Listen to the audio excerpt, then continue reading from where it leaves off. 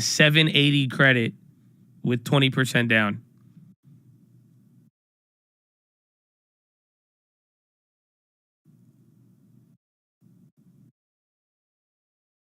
Starting again. There, I'll show you. It's like you hear that, and then these guys.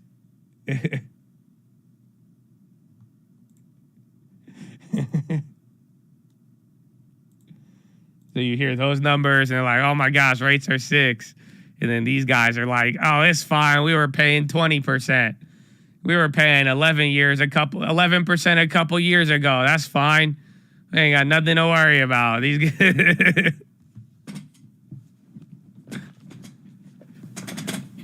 They're like, nah, it's chill, bro. It's so true, though. Legitimately. Like the younger people, I feel like if you're below like 35 years old, you're like, oh my gosh, this is so expensive. And then if it's anybody above like 40, they're like, nah, man, this is chill. They're like, we were paying 11%. This old couple told me they got approved for 18%. Yeah. Well, I feel like the older you are, the rates, you're like, that's fine. Am I bullish or bearish this next 3 weeks? I don't know. I want to say I'm kind of leaning bullishness just because earnings and CPI, but I think the CPI is not going to be good. But I think everyone's there. They've already tricked everybody into saying this is going to be the peak. They're doing what they did last April, June, if you don't remember. So if you guys remember last April, June, CPI was going crazy. And then on one of the high points, they're like, no, it's going to calm down. This is going to be the peak. So I want to say I'm leaning a little bit more bullish, but at the end of the day, I mean, we have a lot of catalysts here, and we're going to see what happens with it. But I think oil will actually chill out this week. But, like, I don't know if you remember, Benton's Blackstone is said to plan a Atlanta bid for this week. What's that? What's Atlantia bid? It's foreign. But take a look here. So, like, I don't know if you guys remember. Where was it? It was like March. Yeah, it was like April, March. It's the same exact thing that happened last time. I don't know if you guys remember. So remember like March or it was April. So then that means we were right here in March's. But remember, April's came in and they were like, oh, this is going to be the highest it will be for the year. Does anybody remember that? It was like April, May, as we started getting into like 4.85. They were like, nah, this is going to be the highest for the rest of the year. The next 3 months were calm, and then the market bounced because they're like, okay, inflation's not getting higher. And then, boom, we started ripping, and then nobody really started to care after that until the Fed numbers. Yeah, so that's what they're doing this time around with this CPI. So the CPI tomorrow is expected to come in at 8.3, right? But now everybody is saying, all the economists, Bloomberg, down to just any of the economists that are looking at it, they are all saying now that 8.3 is going to be the highest for the year. So they think 8.3 is the peak of inflation. 8.3 year over year, which granted is still a very high number, because if you look at March's, where were we at March? 2.3.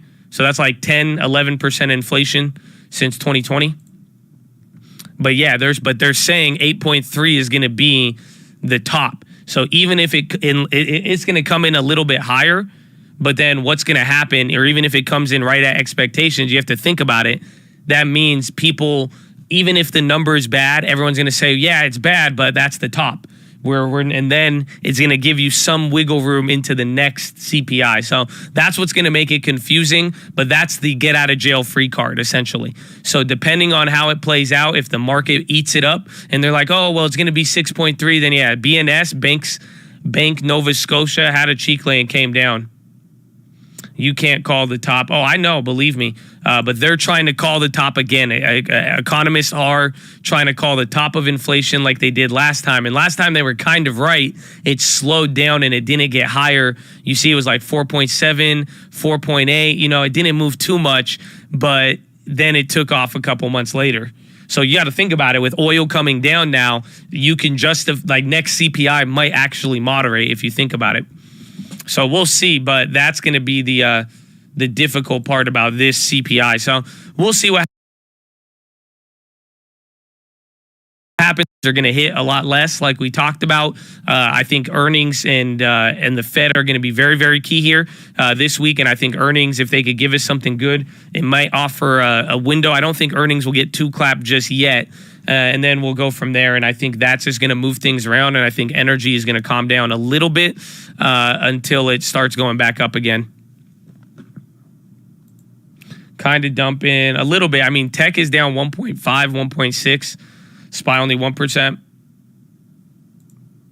CPI will be like the ship. Everyone expecting a big wreck, but it won't be as bad. I think it's going to be bad, but I think now, instead of people saying it's not going to be a big wreck, people are just going to say this is the worst of it. So I think people are going to come in and say, yeah, it's high, but it's the worst of it. And it makes sense, though, because you got to think about it, month-over-month expectations. So here's April. April shot up to like 3.7, 3.8. So March was actually still at like 3.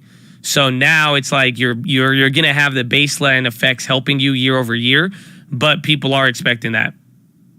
So they're going to pretty much say, oh, well, this is the worst of it. They're like, we good, bro. We good. They like to do that.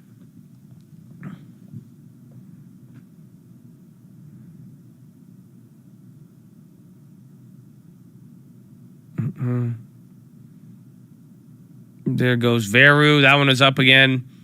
I had that up here a second ago. They're killing it. Up 75%. That Hoth play is still up 100. Can you update the website so portfolio is updated? I can, but if anything, just go on my Instagram and the latest pictures of the portfolio are updated with what we're holding. I don't know about the gains or losses simply because they've moved around. But that's it.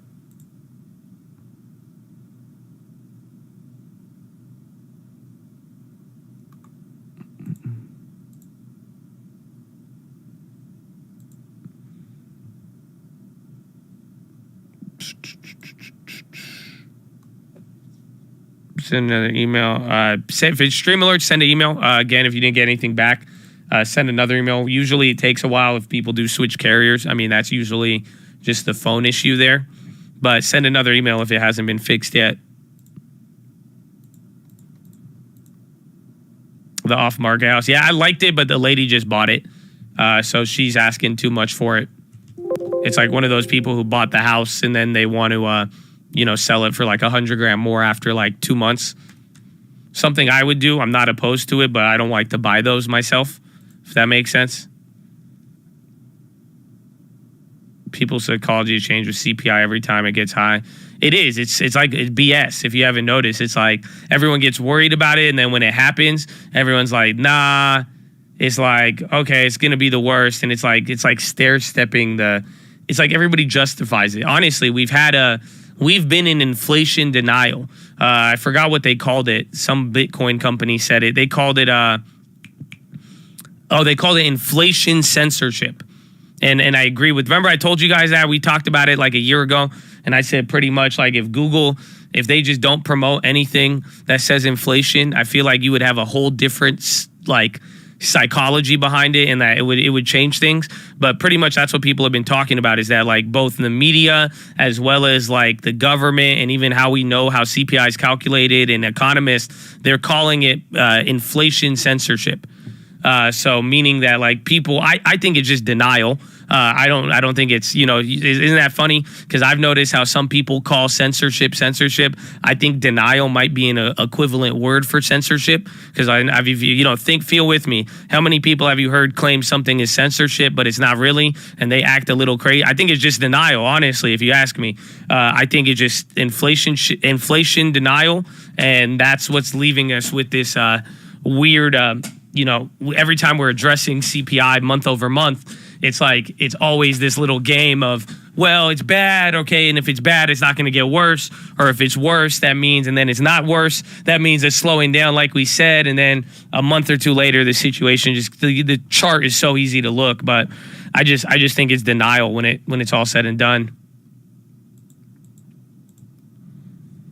LMT, are they still going? Altria is coming up there. I don't know what the premiums are at. LMT's good.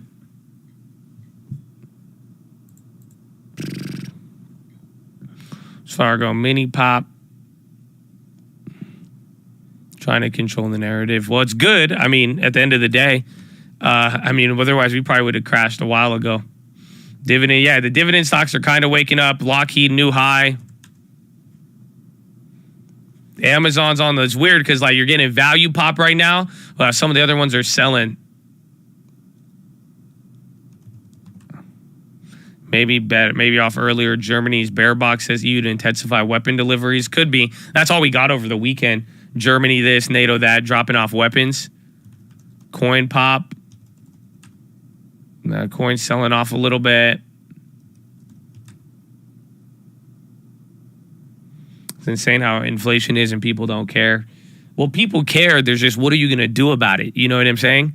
It's not like, do you want people to like riot? Do you want people to like wear a sticker that says I'm mad about inflation? That's why inflation is so insidious. That's why inflation is so weird in society and for a country, just because it's not like you can't do anything. Even then, like I believe all of us are just like all of us see the prices. All of us think it's ridiculous. Each and every single one of us deals with it in a different way. But it's like, how are we going to do it? I don't think it's food shortages that are going to cure it. It's food prices. That's the thing. I mean, sadly, that's the sad part is other countries, like honestly, like I'm probably gonna have to send a lot of money to Egypt for my family because over there it's gonna get very bad. But in America, you're gonna be good, but it just the price of food is gonna get ridiculous. So like, just like you saw gas go up very, very high and you're like, holy crap. And think about it, it took like 6 to 12 months. I think in 6 to 12 months here, like a gallon of milk might cost you $15, $20. That's the type of craziness we're talking about. It's like, again, it's not like there's going to be no milk in the store, but you may slowly watch everybody get to a, and again, I'm being dramatic here with milk. I know some people are probably going to freak out, but that's what I'm trying to say is that food prices will get expensive, but they will not be in shortage.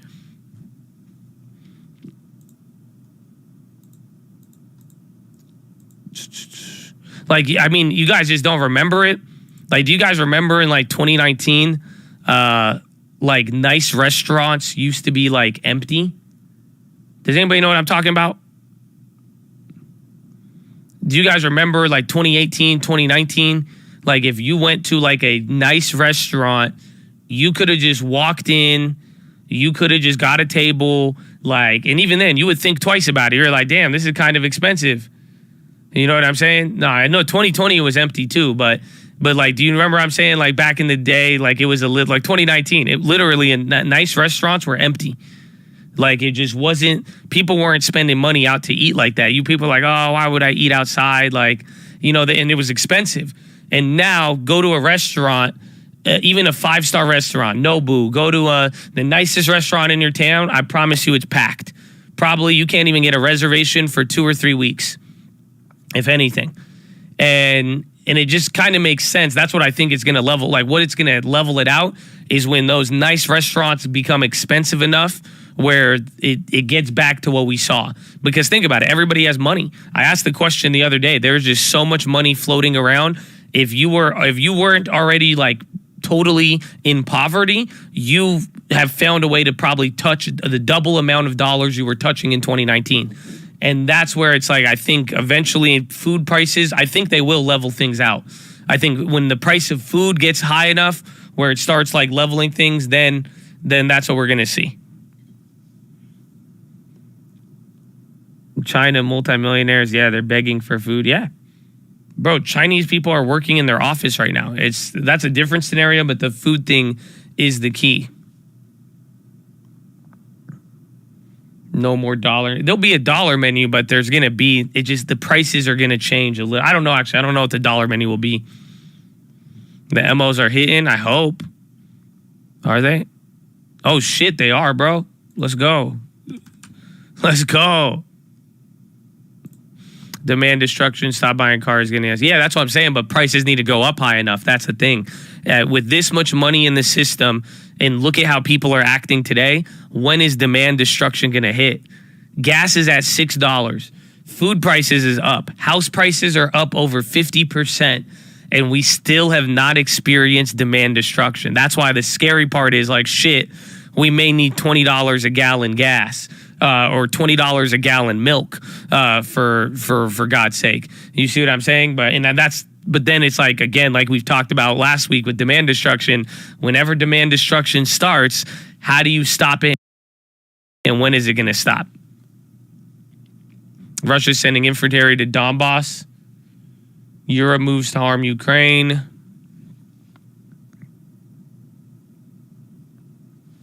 Used cars, so that's part of CPI.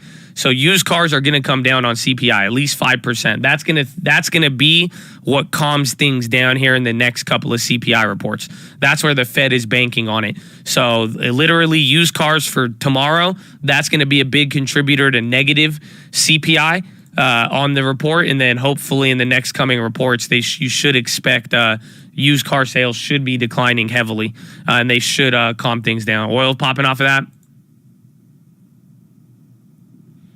What does the bottom of all this look like? How does it get fixed? I mean, hopefully the government and, certain government policy doesn't exasperate the problem. That's the real risk. But the bottom of this just looks like everybody deals with it. It's just high prices, demand destruction. And then what happens when we experience demand destruction? It's either going to be severe or it'll be short-lived. And then pretty much you need the money to flow back into the hands. That's it. There's just so much money running out. You need enough time to let this money start circling around till the prices level out, and then you get demand destruction, and then where we go from there. But that's kind of how I see it playing out.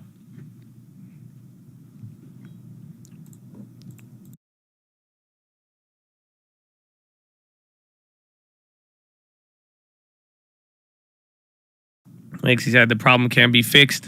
Well, it's easier than you think.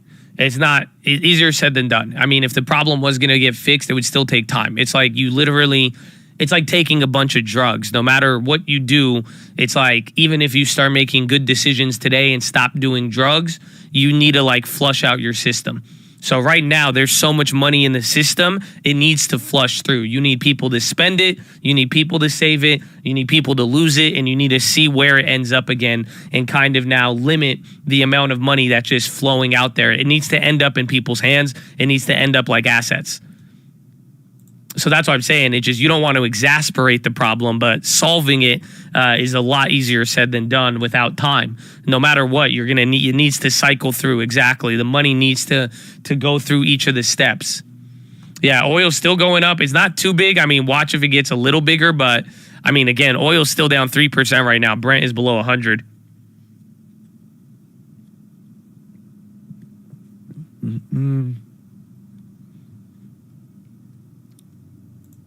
And I tell Liana, I've been listening to the call on future business leaders, only 12. Hopefully she got the long term. I know she does. That's amazing. Oh, nah. Oh, man. The Garcia's in the house.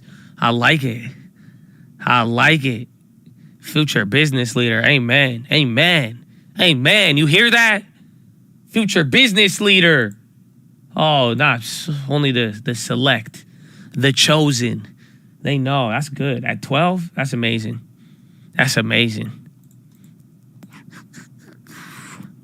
We survived the depression. Yeah, what did David say? David said, we've been through similar situations in the country in the past and survived. This isn't Armageddon. Settle down. I agree. It's just a matter during these moments. And this is what I'm saying. If you're wise, be wise with your money.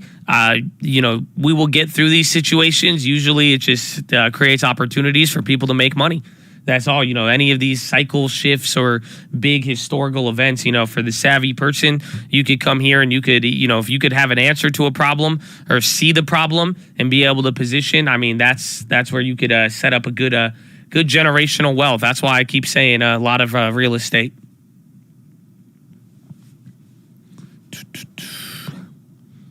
Love it. So like it could take multiple years. Yeah, maybe, or at least a good solid years of rehab, and that's where Jerome Powell comes in. That's what Jerome Powell is, when they're like, we're going to raise rates 9 times. We're going to taper the balance sheet. We're going to taper off, reduce the balance sheet. All of that, that's like rehab. You see what I'm saying? And that's where Jerome is like, okay, do you think we could have rehab without sending him to the hospital? That's what Jerome Powell needs to answer in the next coming months.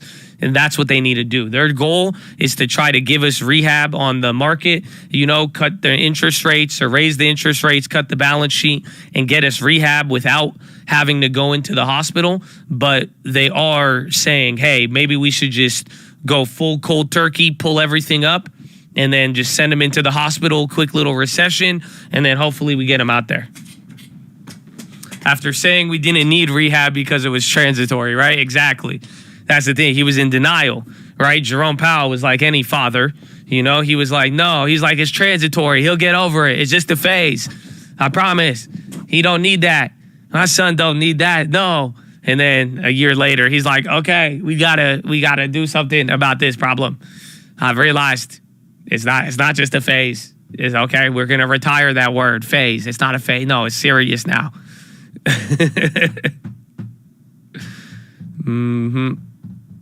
Nice way of looking at it. That's what's happening. I mean, it's a weird analogy. I know you could laugh at it.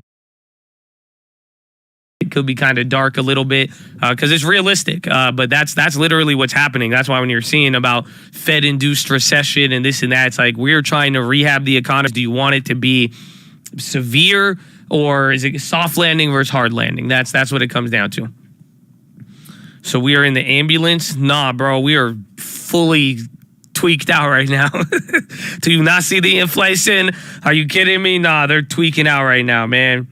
They are tweaking out 100%.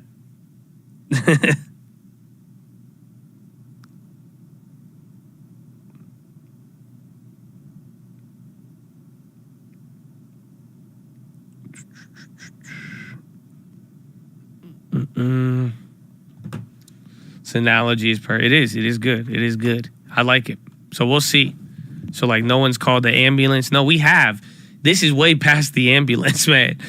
This is like literally you have a drug addicted stock market and then you have the Fed saying, hey, in the next coming months, we're about to, we're going to start this process. And then you also have all of his friends just going crazy. Again, it's not, you're in, and I don't know, maybe we're in outpatient, I'd say, for now, about to go inpatient.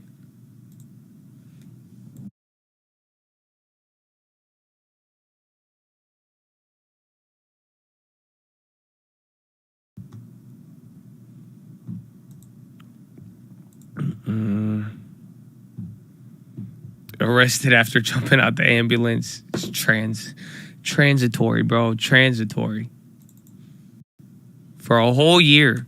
That's why, bro, this feels just like last. That's where it's crazy. Because if they do what they did last year and it does this same March, April, May thing, I mean, bro, it's going to be a wild 2023. If everybody calms down after this one, I mean, we're going to see. But if essentially if they get away with that narrative again, I'm going to be like, yo, this is wild. Used car prices was just your messed up dealer. Yeah, it is going to come down, though. That's where some people are like, well, isn't there a lack of cars? Don't people need cars? Yes, but people are just going to stop price gouging. That's it. Is this right now the demand really isn't there. It's not like the demand for cars at some crazy prices. They're going to start coming down.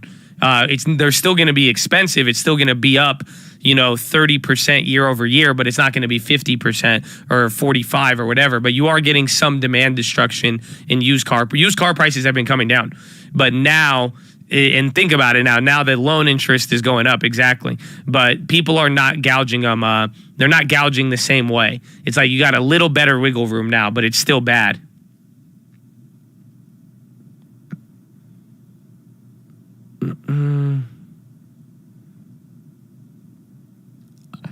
NASDAQ same prices last April. Is it really? No way. Oh, the NASDAQ. Let me see the SPY. We're close to it. We're a little bit higher. That's actually wild to think about. Give or take, you're in the same range. But the new car shortage plus higher interest rates keeping the prices up. The prices are going to stay elevated, but there is already it's not going to keep going up and getting crazy like it was. Like used car prices were going nuts. Like at one point, a used car would cost the same amount as a brand new version of that car if the dealer had it with 10, 20,000 miles. So that's the crazy part. The Urus is going up, but it's starting to chill out now. It hasn't. There is a limit to it, and other people are. And then you have to find someone to buy it. The liquidity. How long would it take to sell it? And then you have all the scammer dealerships. Again, the dealerships are all scammers right now. I'm telling you. I have one. I'm gonna make a video I think next weekend with the cars and stuff. But it's the dealerships have been scamming left and right. Like what they've been on is like it's dirty, bro. It's dirty.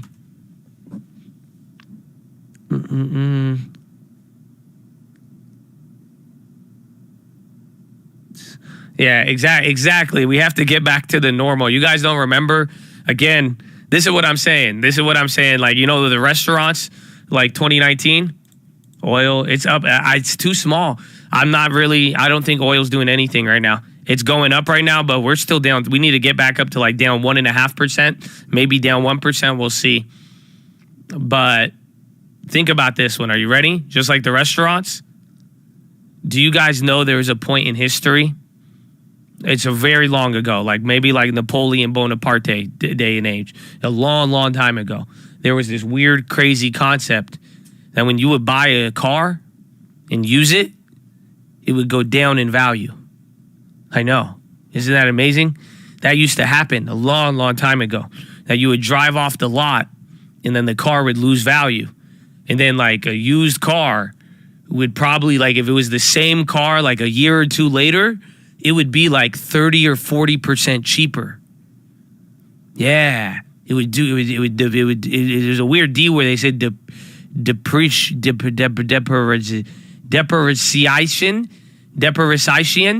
It would depressurize or something like that, or something. It would go down in value. Yeah, like the car, all of them, year after year after, every single car would go down in value. It was crazy. I know, it's wild. So that's what I'm saying. Is like we need to go back to normal. That's like really going back to normal. You see what I'm saying? Where it's like eventually you'll have, you know, the expensive food is not going to be fully packed. You know, used cars going up in value, it's not going to happen like that. Again, like you have to realize all the cars that I own, when I bought them, I was under the impression that I was going to lose money on every single one of them. So it's until that returns, we'll see. But that's where it's like the used car price is still, you know, again, it's little by little, but we'll see if a good old depreciation comes back.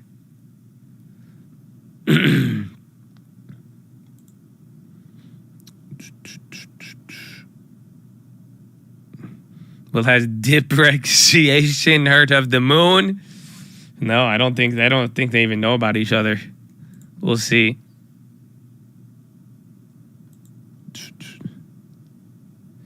Now it's like holding a V8 back bond. No, for real though, bro. That's it. You just have to, but you have to make the coupon payment. That's it. It's a reverse, but that's all it is. 100%. Even the G-Wagon, that's a V8. No more V8 G-Wagons. That is a V8 bond. I'll take it any day. But still, it's crazy, man. Again, that's why I'm like, I feel like even though it's been 2 years, I feel a lot of us have kind of gotten used to this wonky world.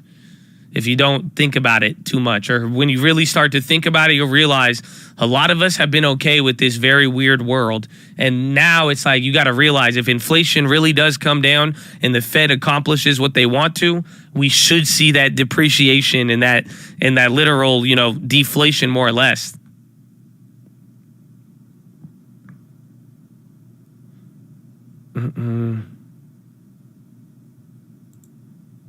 It's akin to Superman's Bizarro World to a degree.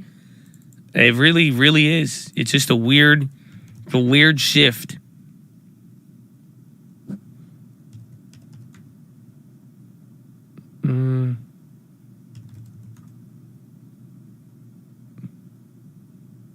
My homie thought it was perfectly fine getting a Tacoma 8K above.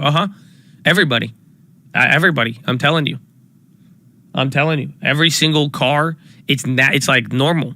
And that's it. You could go into a dealership right now. Every car that's brand new will have a premium on it. And if you say no, they'll be like, okay, they don't care. And they will sell that in a couple days until things chill out. But used cars too now, It's been nutty. But why we're talking about this, because it's already, economists are expecting used car prices already from March. They should bring the CPI down 1% or like 0.8. So pretty much like if used car prices didn't go down last month, CPI would have been at 9.3.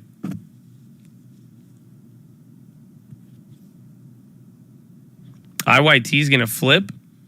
That thing was solid this morning. It is about to go red. It was up 1%. It's not at the bottom, but yeah.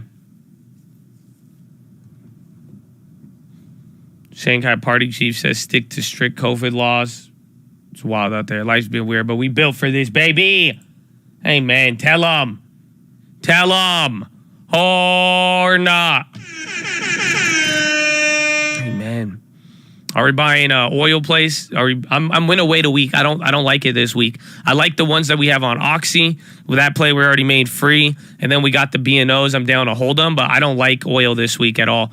It's finally, because the pressure's finally hitting. Again, Shanghai's still closed. Shanghai's getting worse. And then 240 million and 100 million, then another 100 million. It's crazy. So it's like we're starting to see it relax a little bit. And that's where I think we might actually get a double burn one week. I don't think it'll go below 90. I think we are definitely going to test 95. But I don't think oil. I think let's burn one this week, and we'll see what happens. I would focus on financials, anything earnings related, and then anything as a good inflation winner value. But I think oil is going to be chill this week for the most part. Wait. I like agriculture, though, and commodities. I think they are going to do their thing again. That's why I'm thinking I think oil is just going to go down this week, but then I think all the other things are silently going to kind of creep up.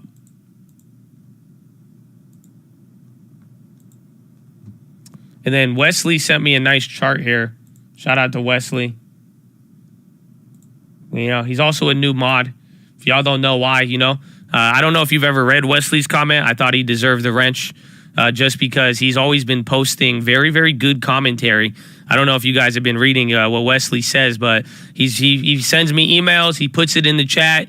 Not only is he dropping news and everything, but that's what I'm saying. I know a lot of you want to be mods and stuff. I mean, that's a way to do it, man. If you guys are contributing here with like good information day in, day out, you're staying in tune with everything, and this is what he just emailed me, oats. So if you look at the production commodity index of oats, and this is compared to wheat and corn, they're going vertical right now, if anything. So I think it was a very interesting one. I like it. I like it a lot. So we'll take a look at it, but good work, Wesley. Let's see, what oats futures can we trade? Unless they're going to limit us to closing only. Let's see, Canadian, cocoa, copper. Do they have oats futures?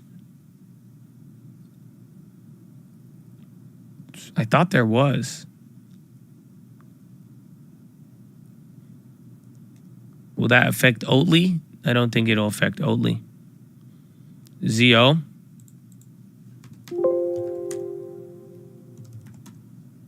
Ooh, 801.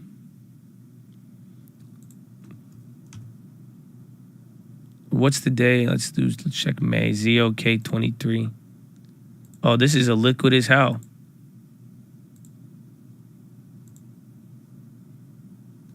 Only one? No one's trading this. That's July.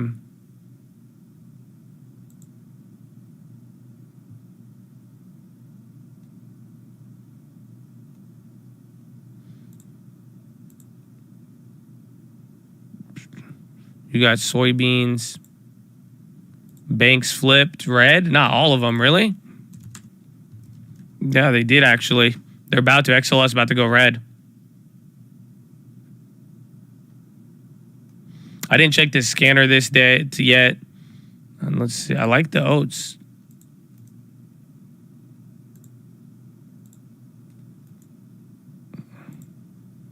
I just want to see what they...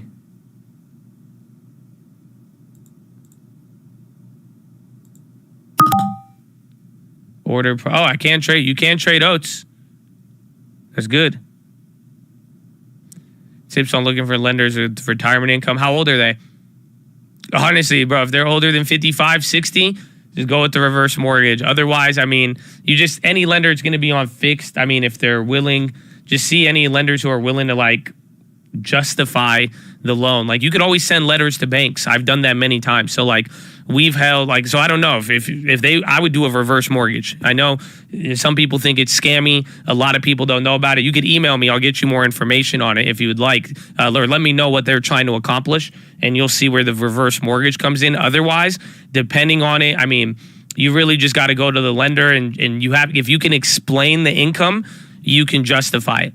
So I've done that with old people before. We've helped them, like we've sent in loan applications, they would get denied, but then we would send supplemental, information to the lender and let them know like, hey, this is what it looks like on paper, but take a look. Here are all of the ladies' payments. This is what they're doing. They're making money here, here, here. It's just not reflected because one time we had an old lady who had she got sick. She got in a car accident and she couldn't, she missed a couple payments, but we were able to show the bank, like, look it, this lady was old and ended up in a hospital, but take a look at her payment history. That was a fluke, and then we were able to get her approved for what she needed. So, but send me an email. Let me know what you're trying to accomplish for them, because if it could meet what the reverse mortgage could do, I would go that route. Otherwise, we just got to get, you just got to be able to put a good story in writing for the lender. SPY is at the low right now. What are we down? 1.8.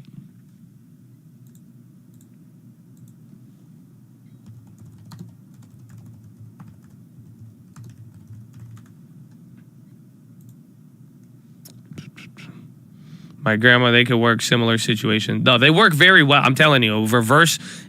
We've had a lesson on this, but a lot of people think it's like scammy because it's unregulated. Because back in the day, in like the 80s, 90s, there was a lot of scammers in the industry. But a reverse mortgage is you only qualify for it if you're above a certain age. And what it allows you to do is pull up to 60% of the equity out of your home in a mortgage. So it's like if you owned $1 million house, they would let you pull out $600,000 and they would give it to you as a loan, and then you don't have to pay any mortgage payments. So it would allow the old person to live in the house, and then they pay payments on it, or they don't have to pay the payments. So they get $600,000, and then every month that comes in, you don't have to pay the mortgage payment, but whatever you don't pay, it negatively amortizes. So there was loans like this in 2008. This is how people didn't pay their ARM payments in 2008. So the whole point is it allows older people to live in the house, and they get cash towards end of life. Yeah, it's end of life scenario, exactly. That's where people don't realize it. And then, no, the grandkids, it's not fuck the grand. That's what I'm saying. Literally, the most people who don't like this is the entitled grandkids. Because the people who think they're not getting paid is the grandkids, when in reality it's 60% equity max. So you can't pull out more than 60%. So let's say it's $600,000 on $1 million, and then your grandparents die. The bank doesn't just take the house; they sell the house, pay back the 600, and then the family still splits up the 400. But the whole point is, towards end of life, it allows the older person to live in the house, not pay a monthly payment, and then have money to actually live towards the end of their life. So and then best part is, if the value ever drops in value, you don't have to you win. So if the real estate market drops and you pulled out 600, then you win, because then you just pulled out more than what it's worth. So it's good. It's actually even better. It's usually better, especially if people's kids don't take care of them and all of that. It's there, and it's easier to qualify. You just have to, but you have to pay your taxes, insurance, and other things. That's called a reverse mortgage. I mean, hit me. I know one of the biggest owners of one of the bigger companies there, so we've helped a lot of people with it. You email me, I'll just literally refer you to them, and they'll let you know. But it's again, it's good in the right situation. You have to be above 62. But I would do it. If they offered it to younger people, I would take it every day. But there's a lot of misconceptions about it. There's a lot of misconceptions about it. And a lot of people think it's one thing or another. But in some instances, I think a lot of instances, it could probably be the best. The problem is the fees. That's it. I would take it. Of course I would take it. Why not? You mean to tell me I could go and pull out 60% of equity on any of my houses I don't have, and then I could choose not to pay a payment. So I could still pay the payments, but then whenever I didn't want to pay a payment, I wouldn't have to. And then if the house prices dropped 20, 30%, and I was able to pull out more cash than what it was worth, and then if anything, at the end of the day, you could always default at that place if you really wanted to. But even then, it's like it's a very beneficial loan. The only thing is the fees, and that's it. That's where you watch out for, and you'll be good to go. But that's just like with any loan. If you guys remember last weekend, I was going over, Daniel's loan, and I was showing you the difference in fees. As long as you know where the mortgage people make their money and you don't get scammed on the fees, it's just all about structuring a good loan for yourself. And that's why it's just very few loans offer the flexibility of a reverse mortgage.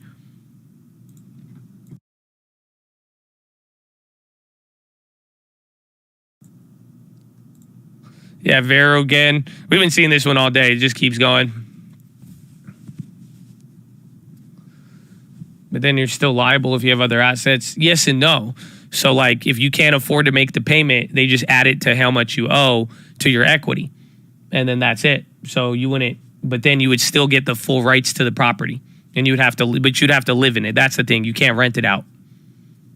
That's where it gets a little bit stuck. My email is tradingfraternity@gmail.com. SPY and bonds are coming lower. Couple of hype names on the high. Wheat is holding up. Bank stocks kind of flipped.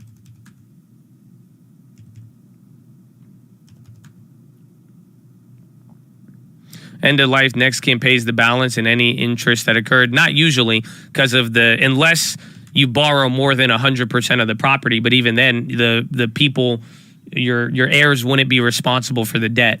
Again, the whole point is they don't let you pull out more than what the house is worth. So you can't, unless the house drops significantly in value. And then if that's the case, then that's it. Then yeah, there's no inheritance if the house drops. So if the house was $1 million and you pulled out 600 grand, and then somehow the house is worth 500,000, then yeah, nobody is left with an inheritance, but grandma, grandpa got 600 grand of cash before they passed away. You see what I'm saying? But then if next of kin wants to keep the property, they have to just pay back the mortgage. That's right. But then if they can't pay that back, they sell the house, pay back the bank for what grandma used, and then keep the extra 400,000. But if you want to keep the house, you would have to refinance the loan or pay it back. So you could even refinance grandma or grandpa's house from a reverse mortgage if you choose to keep the property. But again, it's not like it's just giving the money to your grandparents or whoever owns the property first instead. So it's not like you're getting scammed on this money. It's just you're giving your grandma or grandpa money up front, and then wherever happens from there, you see what happens with value and all of that.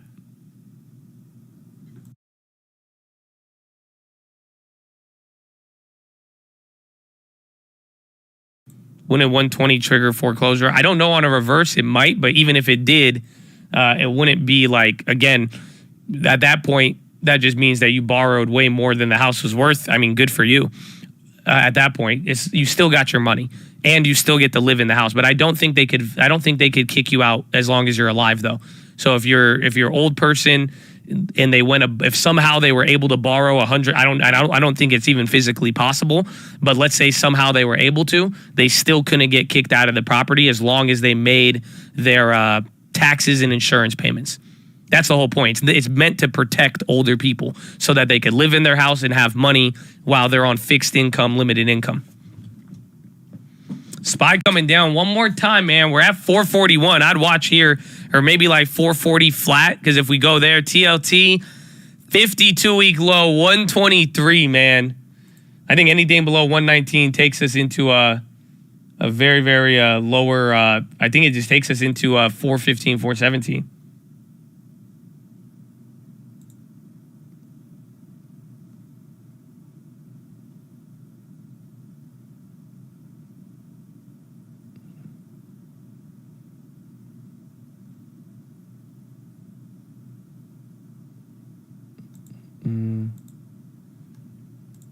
Average in on the butterflies. I'm going to play a different one. So we'll give it, I don't think, unless the CPI knocks us down like 5-6%, they scam me again.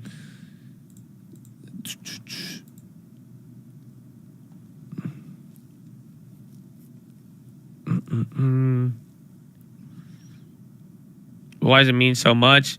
It does and it doesn't. I mean, clearly you've watched over the last month or two, stocks have ignored TLT. They've ignored bonds. But the whole point is it's the rates. It's the longer term interest rates. And that going up, it's telling you about what people expect for growth, what they expect for inflation, and even just relative economic safety. You know, the bond market is a guaranteed income. So when the yields are going higher and higher, it is implying something about how the overall market is feeling towards certain investments.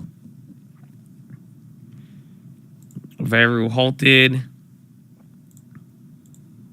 God bless Chattadonia. Let's see here. Are you guys ready? Do you know I love you? And do you know I have something for you today? It's positive message time, ladies and gentlemen. Positive message time. So, ladies and gentlemen, boys and girls, I need your help. Okay, we are at 1,000 like resistance. Okay, I can't do this without you. I need your help right now. If you hear my voice, I need you to hit the thumbs up button. This is how we do attendance in the morning. I need you to check in and let me know you're in the game. If you can hear my voice, hit the thumbs up button. It's very, very simple. You hear my voice, you check in. It's minimally invasive, no purchase required. It's very, very nice. But if you hear my voice, you hit that thumbs up button. Okay, I need to know who's going to hear this message. It's a good one. It might make you giggle a little bit. But I just need to know who's going to get it. Just check in the morning. Let me know you're in the game. Let me know you earned that GG at the end of the day. You know what I'm saying? Oh, let's go. 250 people. Oh, 300's coming in. There you go, Chad. Amen. You hear my voice, you hit that thumbs up. Oh, run it up. I heard help is on the way. Let's go, Chad. Amen. Amen. This is how you start Monday. Short week. You got to check in right now. Let me know you in the game. Otherwise, you faking it. Stop faking it. Hit that thumbs up button. Let's go. Wake up. It's Monday, baby. Wake up. Good morning. Do-do-do-do-do-do-do. Good morning. Let's go. Are you here for it or not? Come on. I know you hear me. Attendance. Check in. You remember when you were a kid, you used to love to say present. You were like, present. Come on, be present. Hit the like button. Show me you here, baby. Oh my God, 500 people. We're stopping at 600. There's only room for 50 more of you guys. I'm sorry. Okay, only room for like 20 or 30. That's it. The final 20. 10 more.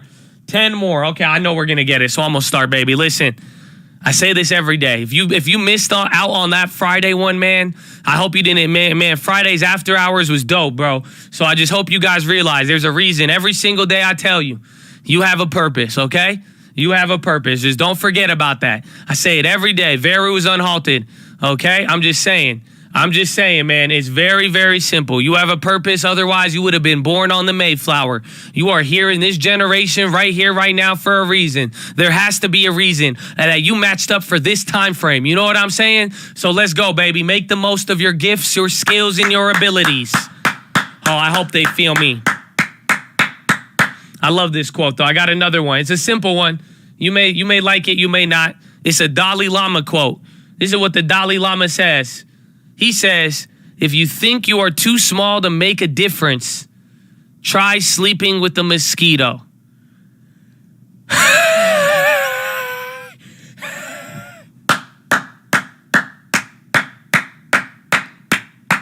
That's it, man. I wanted to start with something funny this week, you know? So you understand you got a purpose. Understand you can make some moves. But you know what? I think the little funny ones make you realize it's true. Honestly, I hate mosquitoes. They scared the shit out of me. So I think, honestly, I'm like, facts. Just facts, bro. Facts. If you think you're too small to make a difference, try sleeping with a mosquito. Oh, my gosh. You know what I'm saying? Even though it's smart, it's true, honestly. That's it. I like it, man, because next time, if you're like, oh, I can't make a difference, okay, go sleep with a mosquito then.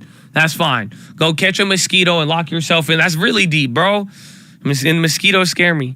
But that's your positive message, Chad. God bless you. I hope you're ready. Happy Monday. I'm really excited for this week. Remember, it's a short week. We got CPI tomorrow, and we got earnings season, baby. This is everything we could have asked for. Oh, my gosh. And it's Easter coming up, man.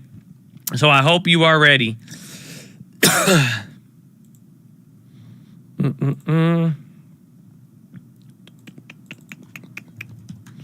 Mosquitoes killed more people than any other insect. Yeah, And you know, mosquitoes only bite, though, if they're pregnant, I think. I don't know if that's fake or not, but I heard that. So that means it's like a small percentage. They're not usually always feeding on you. All right, I'm going to go to the bathroom. Follow me on Instagram at The Trading Fraternity. If you want an updated long portfolio, the latest post should have that. Okay? I love you. God bless you. Say something positive in the chat. Post any plays. And here's Bloomberg. Debt, which many people have been watching very closely because ultimately it may be a precursor to that larger Govy sovereign default that many people are focusing on. Let's bring in to talk more about this Bloomberg opinion columnist Marcus Ashworth, who has been writing about this very subject, I understand. So he'll be well versed in the arguments. A, loving the headphones. B, what is your conclusion here? Ultimately, is Russia going to default both at a corporate level and at a sovereign level? Yes, it is. OFAC, the Office for Foreign Assets Control, it's closed everything down, and it's most certainly going to keep on squeezing until Russia itself defaults. And the fact that the finance minister has basically come out and said they're going to sue, don't know who they're going to sue, best of luck with that one. And the fact they're not going to raise any bond sales this year is both, one, slightly amusing, and two, just admitting what's their fate. I mean, they're never going to raise any bonds this year outside of Russia. They're not even going to be able to do it inside Russia. As he said, the cost levels will be cosmic.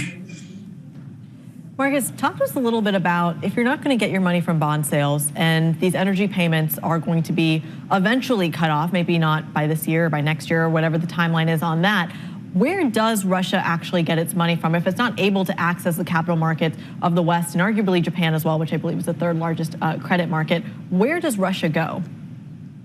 Well, either to China, possibly to India, but really nowhere. And that's the whole point. They're going to be out for many years at this rate. This is far worse than the 98 crisis because this is where they failed internally and were picked up externally. Now they are failing externally in every sense and internally soon to be as well. Yes, they've got plenty of money in theory for the short term, but that will run out. And it's just literally closing down all the various avenues. And it's been very skillfully done by the US Treasury. And what it is to have done, basically today is just announce formally how it's going to be settled, which will be done by cash rather than by bonds. Normally there's an auction default, sort of everyone finds the right security to bring the cheapest. Yeah, so we'll see. That's a big one, but it's like slow and surely. They did recently the, what's it called, clapped. That was this morning, the train station, or one of them. So that's the only thing. But we'll see how that. It's been scary news for the last couple of weeks, but it just hasn't done it. It's weird. They've been finding ways to get a seed limited. It's not an ETF, is it? I don't know if it has an ETF. If it's holding. Literally, the only reason I bought wheat shares was because I literally could not buy the futures. So keep that in mind. That's why it's I wanted exact exposure to a specific contract. The only way I could get it would have been through wheat. So any of the ETFs, if you want to play anything, just make sure it's an ETF. So seed, I don't think it is an ETF. At least it would probably say, but we could check. It should say fund or something. But even then, check the holdings and see.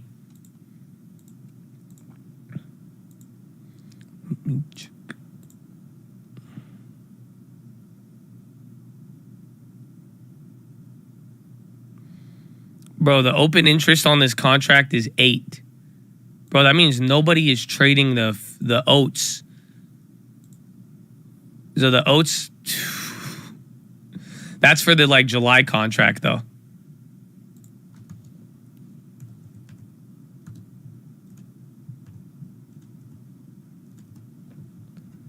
I need to just put it up on here. Those have 19 days. ZOU22 or ZOZ22.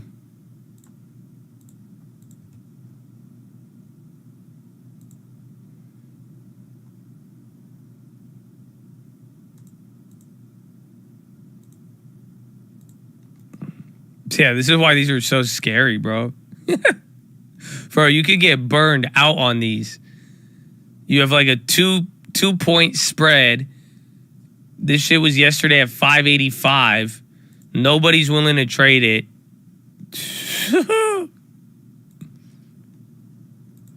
LT. No, we did not add there yet. Not yet. Veru going nuts. Still. Although the United States produces some oats, Canada is the world's largest exporter and supplies 70% of oats imported into the United States. Wow. It's good.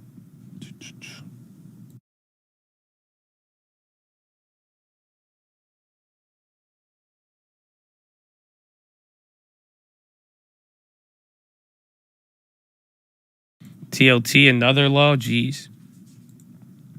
Pepsi is the oats play. They own Quaker.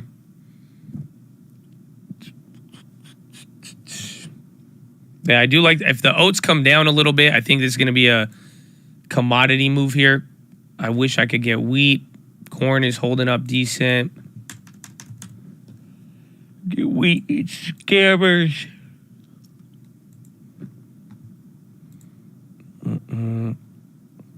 U.S.-India will continue consulting on war in Ukraine. I thought we're mad at India. ECB is here closing spreads for now. China video game move fails to offset COVID bloom or doom. ARK Innovation has given back its pandemic gain. Tech leads slumping equities as risk off prevails.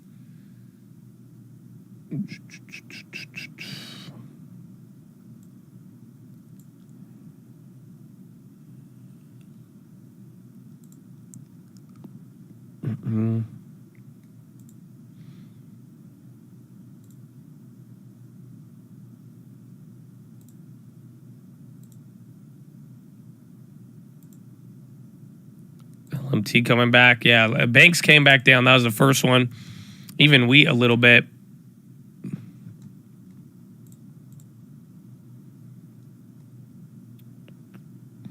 Biden live right now. Can you guys handle it? Is it going to be good?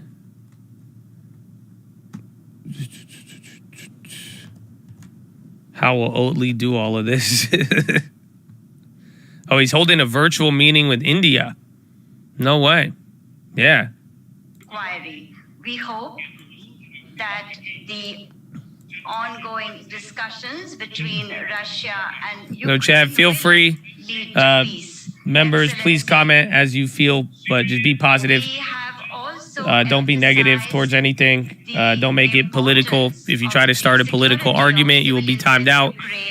And thank you. Unhindered supply of humanitarian assistance to them. And you mentioned this, in fact. On our part, we have sent medicines and other relief material to Ukraine and to its neighboring countries.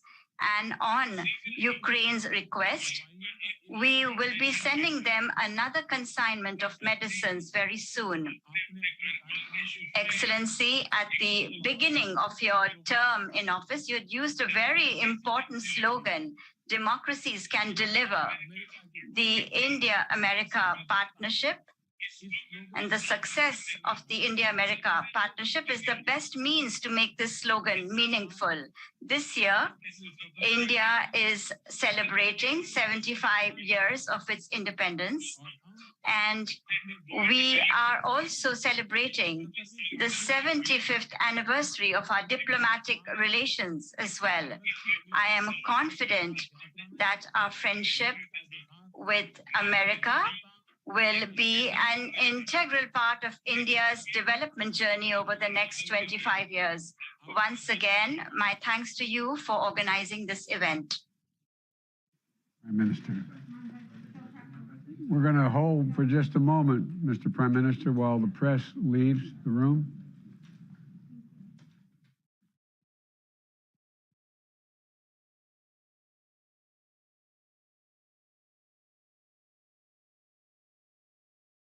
Man.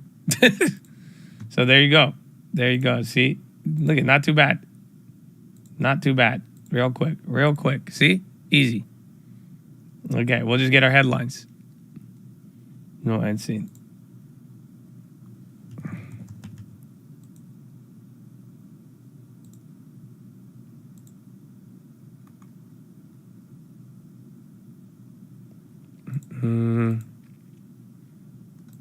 What was the point? I have no idea. I wish I could tell you. I thought it was a big deal because we were clapping at India last week. Bond auction or 6-month bills. You're getting some updates there. Watch TLT to see how they react. And then again, we should be having a couple more Fed speakers, I think, throughout the day. Charles Evans is going to be at 12:30, so in an hour. Elon buys Twitter. I don't know. I don't know if the board seat. I mean, because again, he would have to be a fiduciary. So I don't know how they're playing. I don't know. I don't know if the SEC's giving Elon shit or anything like that. It's hard to say. A little pepperoni. A little bit off the bottom. I mean, we're not down too bad. I mean, tech 1.6, but we started there. 1.1 on the S&P, 0.5% on the Dow. Yeah, India has been buying a lot of the oil, and then we warned them. But now they're saying that they're still sending medicine and aid to everybody. So that was interesting.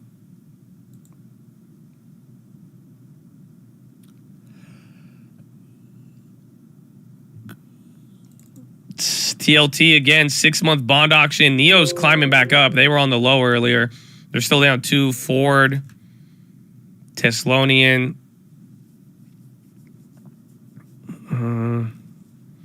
He tweeted it and then, wait, what did he say?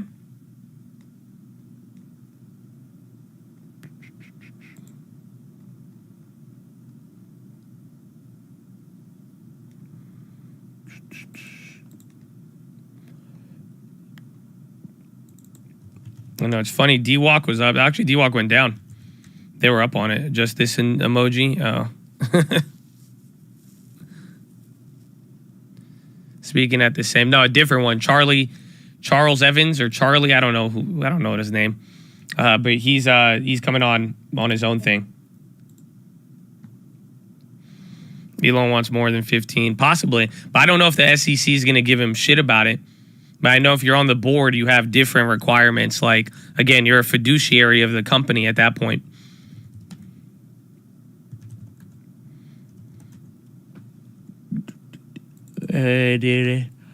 Walmart sold off. Abivai. JP Morgan. Only no plays. Only Morgan Stanley.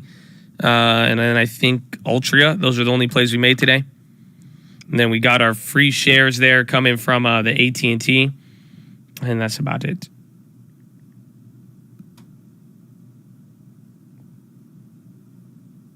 And there goes Seed.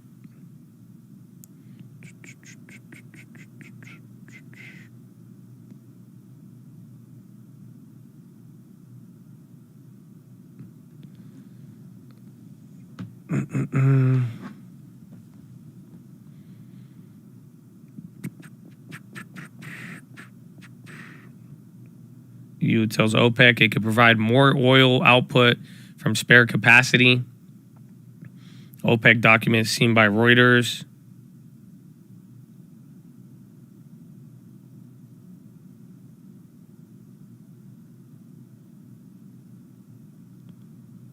Did you drip? Yeah, always. I think we should have got it in there. I didn't know. We'll check. Are you almost exclusively options outside of the long term? No, I mean, I'm willing to buy anything. Yeah, I got the dividend. It hasn't came in yet. It's pending. But, I mean, we've been trading some futures. I mean, we'll do a lot of options. I'll even buy shares if I need to. But I do own a lot of shares. I mean, we have a lot in the long term. I don't know. It's like, dude, the long term's kind of big. I didn't really realize that till I started looking back at it. But it's like, so we have a lot of shares. We trade a lot in options there too, but kind of open to anything. It just really depends on what's going on with the market and what instrument makes the most sense realistically. Walgreens instead of JP Morgan. Walgreens is still up a little bit. You know what I'm saying? So that's the problem.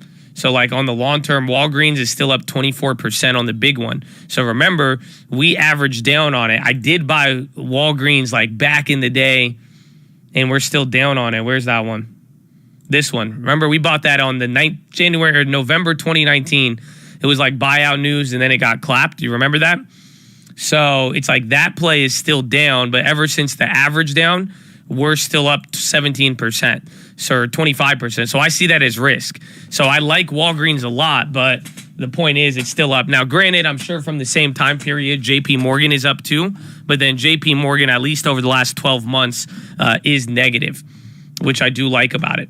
So I do like Walgreens. Again, it is, depending on their earnings too, it could end up getting a little bit worse, but you can see here, I mean, they're down 17% in a year, 17% in 3 months, 5% in 6 months, and then 5% in a month. And then JP Morgan, they're down 16% in a year, 17. So it's actually roughly the same, but then JP Morgan in 6 months has dropped a lot more. So Walgreens has been a little bit more stabler, but it's around similar percentages. And then in the last 6 months, there's more of a discount on JP. But I like both of them. I'm probably just going to wait for the earnings. That's why I think if JP Morgan gets cheaper, I'm definitely going to buy more. If not, then I'm probably going to go with a growth stock for this deposit. Yeah, Overstock, I was considering it, but then I'm down way more on DraftKings. But I do like Overstock, but then we also have some of the Coinbase exposure. But I would probably take DraftKings over Overstock for now, just because there's a way bigger discount. But then I'm also looking at Roblox, Uber, and Airbnb, and then one more. I think DraftKings, that was it. Fubo at $5. I mean, that's a good one. Shit, I might have to put that on there too, but we'll see. Again, little by little, if it could stay at these prices for enough time while we follow our rules, I'm always open to everything. So we're just going to see how it plays out.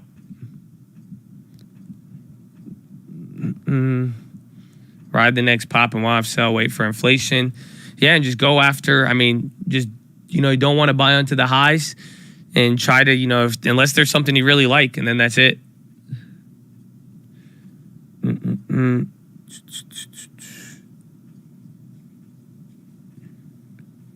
I meet my mom this weekend. I didn't get to go see her, actually. I was actually pretty busy, but we got to talk on the phone for a long time.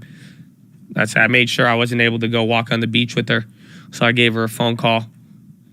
We were talking some Bible. We were talking a lot. Do you specify when you trade options on long term? Yes, we don't really trade them though. I mean, I've done a couple of covered calls. I may be open to do a couple of covered calls. Again, like we could do an AbbVie covered call, but I haven't done it too crazy there. It's kind of cloudy here today. It was like super hot over the weekend, and then or like Saturday it started cooling down, and then yesterday was kind of cloudy, and then now it's like kind of cloudy again.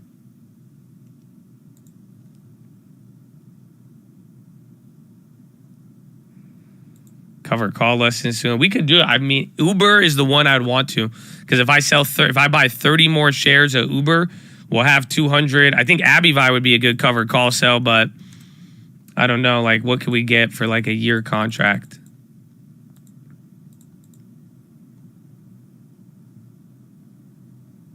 I guess we could get $500, $420. That's like 20% of our dividend amount just by selling the 200s. By the end of the year, 200, and then we'll get back 420. Maybe we could roll over a little bit too. I don't really sell covered calls on the main one too often, or if I do, it's very, very passive. Like we'll do it a couple years at a time, and if it makes like a lot of sense, I could always roll out of it. But I do like, I don't know if I want it to turn into the Snapchat situation. Average on IMMX. No, I'm going to wait for that one. We need that. At least they didn't do any offerings, but wait till they make the next FDA approval. Just like, what's it called? Just like young Longeveron.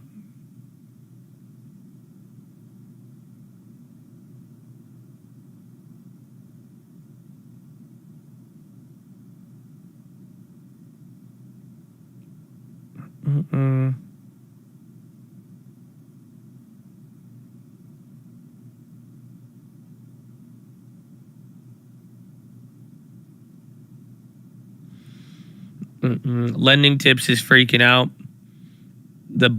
Any mortgage brokers, are you guys all freaking out on what you have to explain to people every day now? Lending Tips said another client today, he just called to refinance an investment property. He closed in October, 3.125%, no points. I just gave him a quote now, 5.75 with 1 point cost. He said, imagine if someone's trying to buy something now. Taxes doubled and payment doubled. Womp, womp, womp. But why would you want to refinance after closing in October?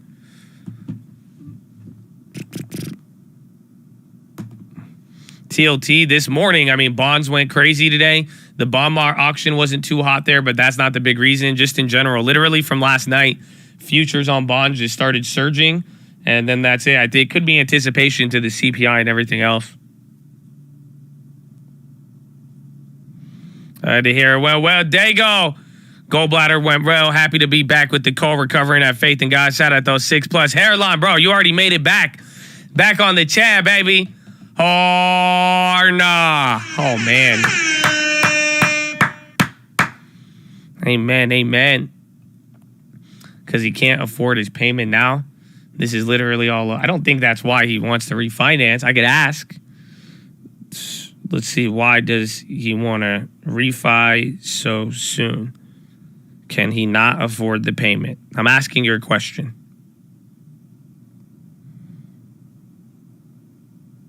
No, he said cash out. He says he wants to cash out, refinance it, and property value went up. So reverse. You thought it was '08 crash. He can't afford it. My man's is still in '05. He's like, yo, man, this shit just went up another 20%. I'm going to cash out, refi that shit. That's why they raising the rates so that you guys slow down. You see what I was... He's like, yeah, man. Nah, he's like, I need another one, bro.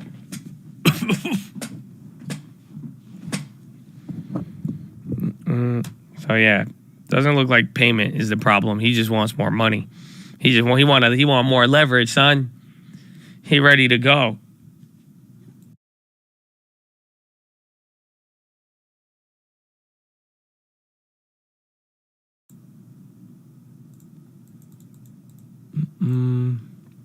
Watch Ura and then uranium.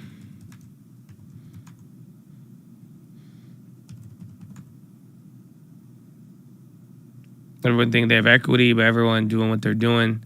Take out every equity. Yeah, but that might spur everything for another year. So that's what happened in 05, 06, where it wasn't like, I feel you, I understand what you're saying, but it's just like, does it make sense why they're raising interest rates?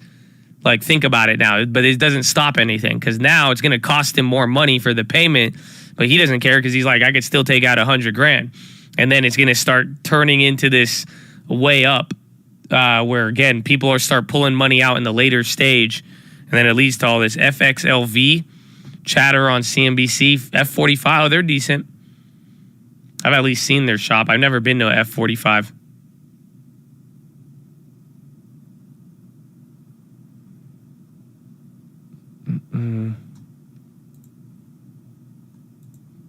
He's still gonna do the deal at new rates? I don't know.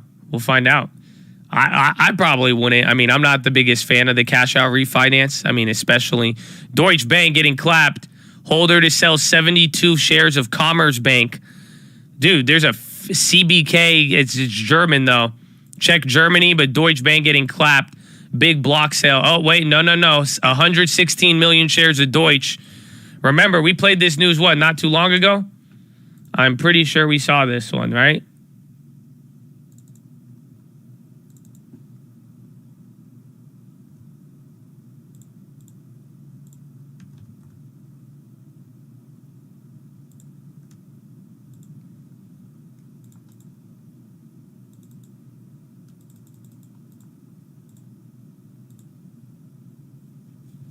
Did I get filled? Yeah, they got me. I got it. I got a couple. I kept it small, and it's related to banks. We saw this news not too long ago. You guys remember that?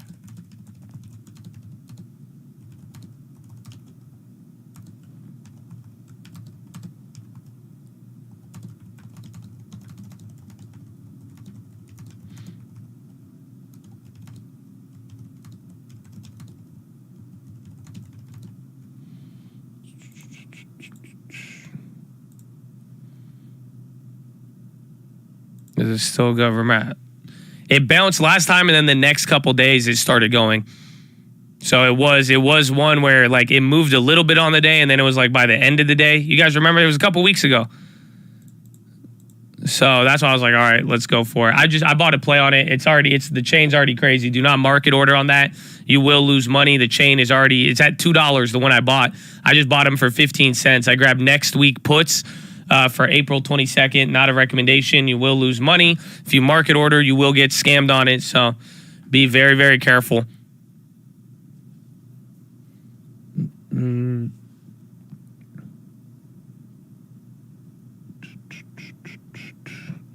Down Friday, down Monday. Maybe if we close out like that, we'll see if it continues or not. Filled at 50. Now, I don't know if that's a good play at 50, man. Again, all these, you could have got 50 at the other ones. That's what I'm saying. Just be careful on them. It's either you snake them or they're not there. I got filled at 15 cents.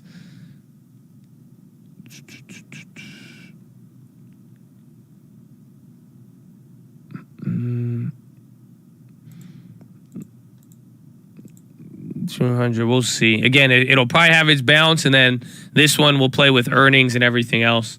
You let this one go over time, but I think that they'll hold up for a little bit. With growth stocks, any ones that we're down on, DraftKings, Uber, Roblox, it's another growth stock. I think that's it. Those are the ones I like so far. Put in a sell order for $1.23. They'll fill it. I doubt it. I mean, I'm down.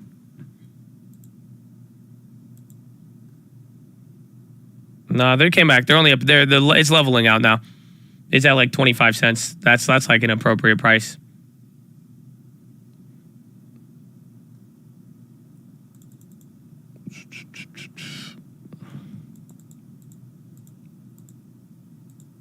Yeah, Vera's still going.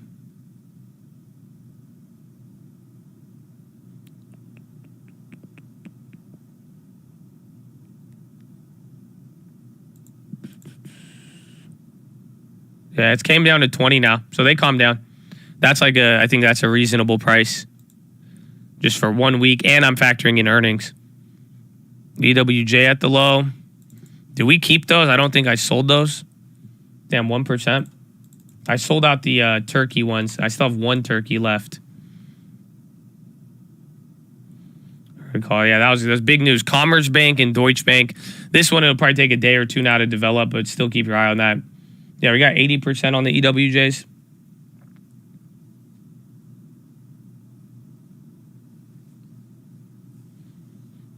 How long till we are in an environment like we were 6 months ago? Money was hot.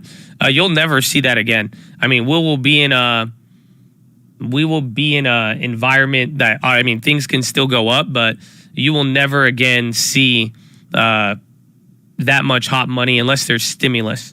That's it. That will never happen ever again. Where you see that many people trading how they were, that amount of money, that many people with, I mean, literally what, a 37%, what's a 37% savings for the United States? You know what I'm saying?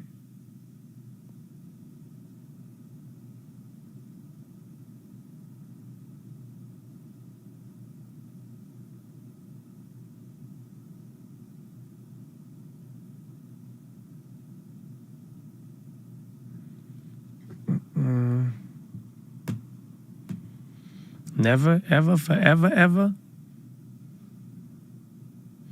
Never say never, but that part of the catalyst. No, I don't think so. I think unless we get some other crazy level of like stimulus, I doubt it. But I don't think we'll ever see anything like that again.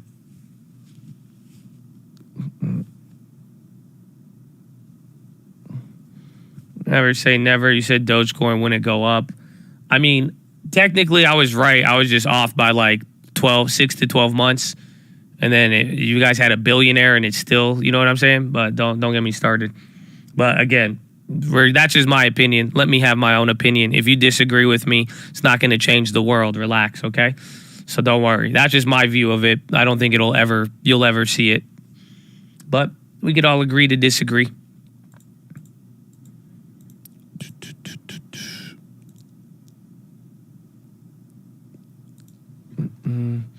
People buying the dip on Doge. I got my homies buying the dip on Doge.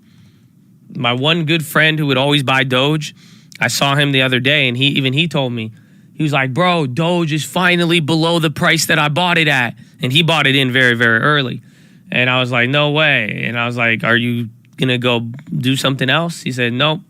He's like, I'm ready to buy more. So everyone still buys it. I mean, it's still up a good price. It went to 11 cents, still at 15. Definitely higher than where I would have thought it would be. But for the most part, I mean, it did what everything else does in that nature.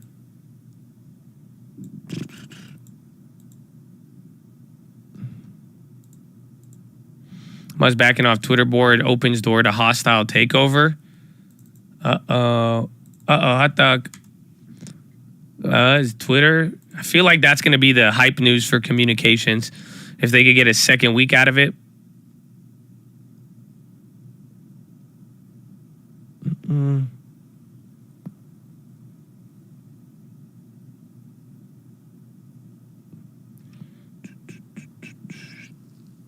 Those on CNBC early this morning. DB coming down.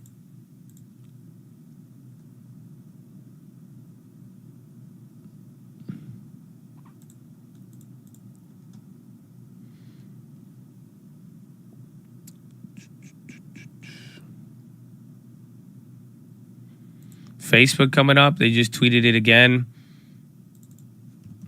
Crowd. Am I take any profit today? No profit. Not yet.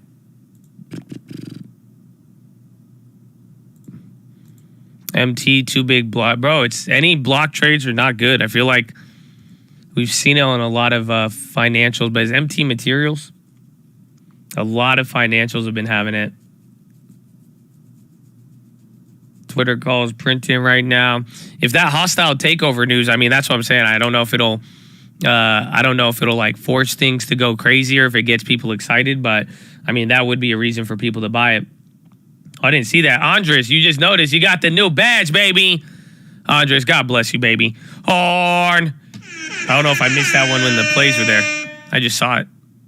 God bless you. God bless you. My swole friend. XLF strangle. It could be. I like that play. I'm down with both. That's why I strangled MS. But I'm down with that one.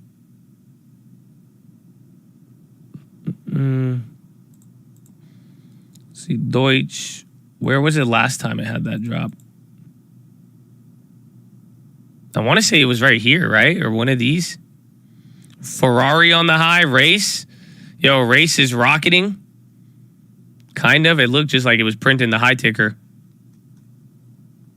Yeah, there it is. Little candle there on Race. Ferrari.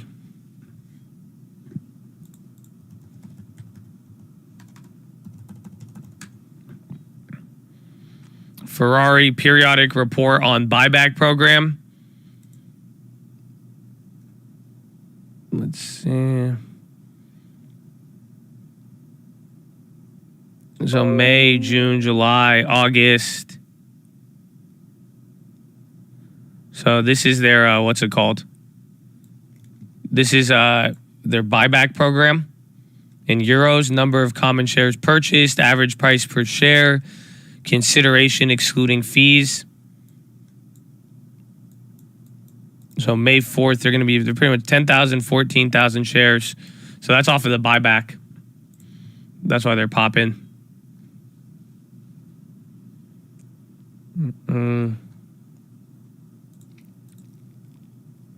Roblox in the money 2023, nice spread.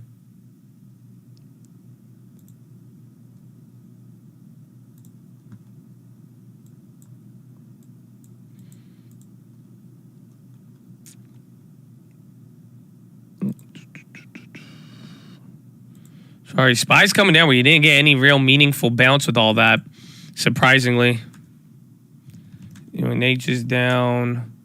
Altria. Deutsch is going down. Those plays are holding up now. Now the plays have appreciated naturally. I think, wait, did those not go up?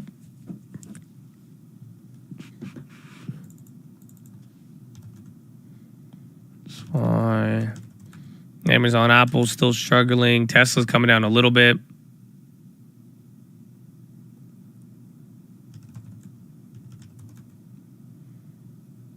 Old Mate Williams. I should be actually. Is it 12:30? Not 12:30. 30 minutes. But we are going to get fed very, very shortly here. Charles Evans. I keep calling him Charlie.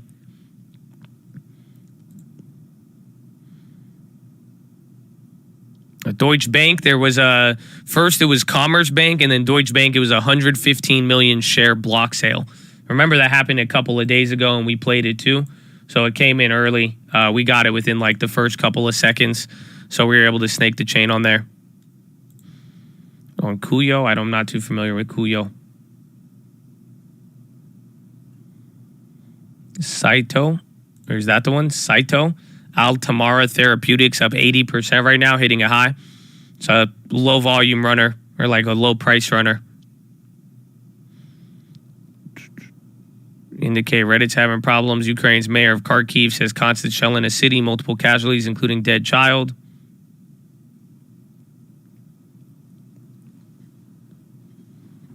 It's Saitama. Altama.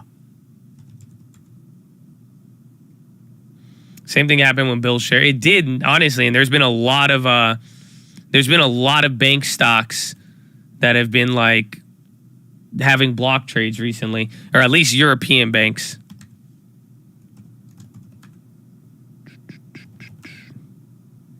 Bro, Turkey's up another 3%. Damn, maybe we should have held that one. Bro, that Turkey plays wild, low key. They're up at 190 now, 111. We got 160. HSBC play. We still have it like ghetto spreaded, but potentially yes, unless anything comes back up. But it's funny because HSBC, not only do they have the China exposure, they also have a lot of the Russian exposure now too.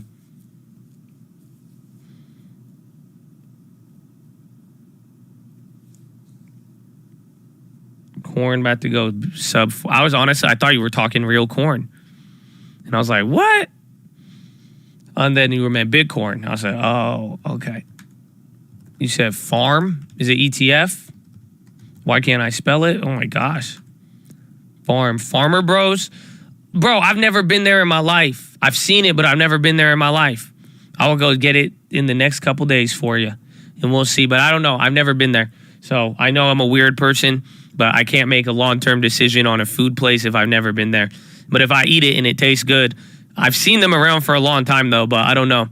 The thing is though, any food companies, especially if they don't have sourcing like down to a T, the big risk is that they're going to, they're going to have higher food costs. So that's going to be the only issue there.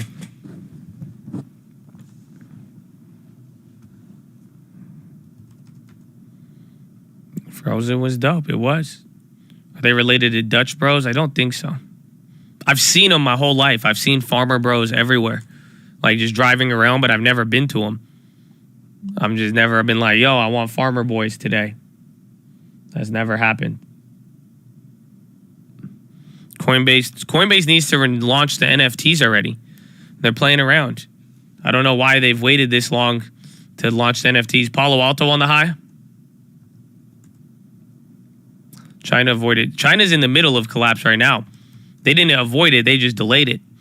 Again, until there's a credit event, they avoided any credit event. It's just like the situation here with Russia and all of that. Coinbase NFTs delayed another month. Scammers.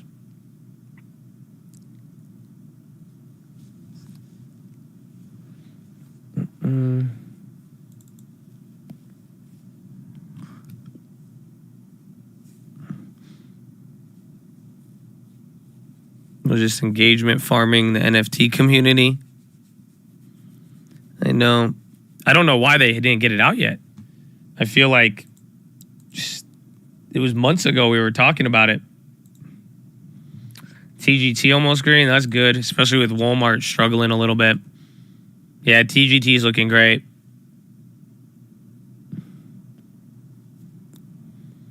KSS, RDHL.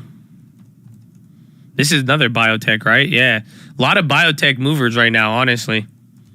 Overstocked at 28. Good morning. Good morning, Steven. How you living? Ooh. It's 11. Wheat's at least holding up. Again, corn was an interesting one today. Soybean. Let's see, tags.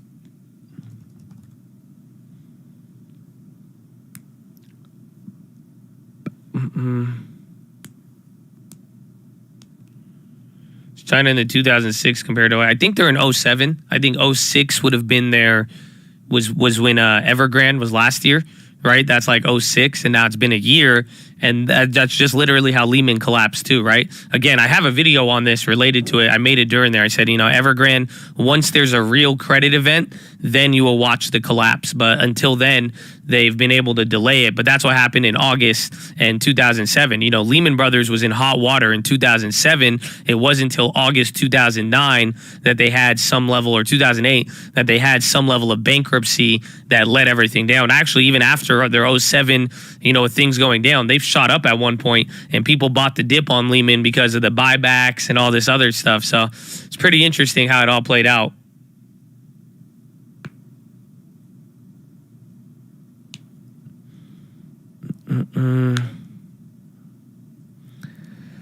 Yeah, 2008, and then it started like 2007, 2006.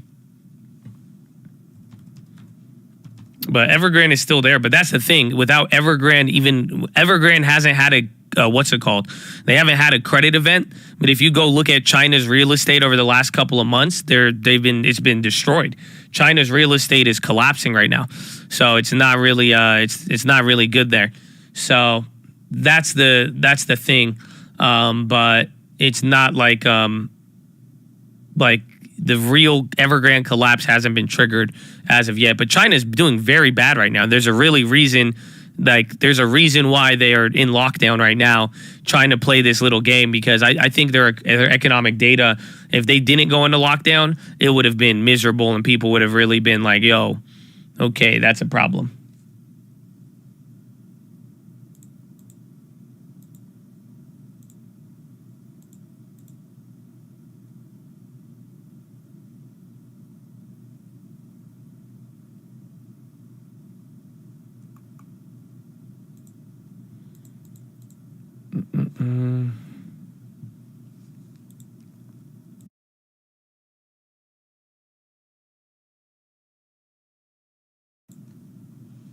How do we move after CPI? Depends. I mean, we should go check March of last year. That'll probably give us the best look at to it. It's hard to say. Honestly, this CPI is going to be nutty. What? Why won't it show me the...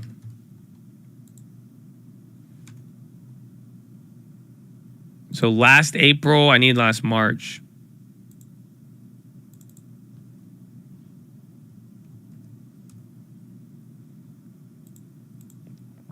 Yeah, last March, when we hit a high and then peaked, it went up. April was negative, and then May when it wasn't there. So then June went up. So we might actually do good last March, because then it was April when it topped out a little bit and people kind of believed it, but then we ended up, that's the first 30 minutes though. Yeah, let's see. So March ended up positive. April it started negative but ended negative. Yeah, I think. And then May, when it was kind of up, we dropped. But I think we're going to kind of reflect March, April, to be honest with you. But usually it's been bigger moves. I mean, lately the moves have been big. I mean, last March, you can see that we were down, almost 0.75%, and then ripped positive. February, we dropped 1%. And then January was very neutral, and then December was positive. J&K. No thoughts on it. I'm just watching the overall bond market until something actually responds. I mean, stocks aren't responding or anything. So, I mean, we will see what happens. Yeah, DB, it's coming down, but the premiums are just kind of holding now. They're going very, very slow. I think they're kind of scamming. I'm just going to wait a little. There's only one on the ask, though, so wait and see.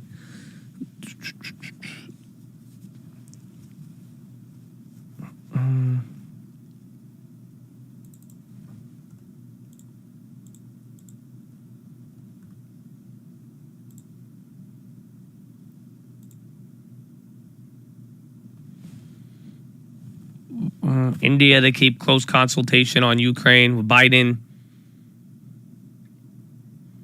The chain is very, very weird. It's moved almost another 50 cents, and they stayed the same price. So I think it's just the volatility and everything. And then, again, I think it's just going to slowly develop. Apple. Wix is on the high. That's a website maker. They're still at $98. That's great.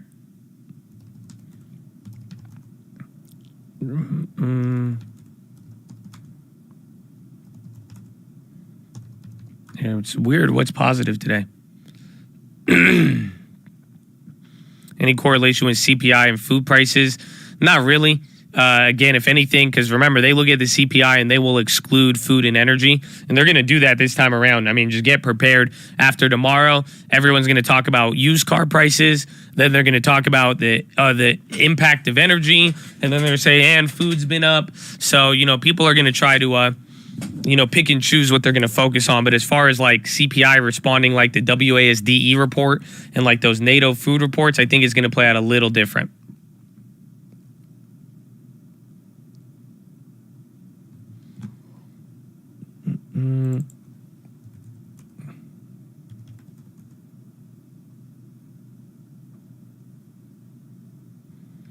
Yeah, Vero, that thing's still going. It's like a COVID pill. They're up 200% now.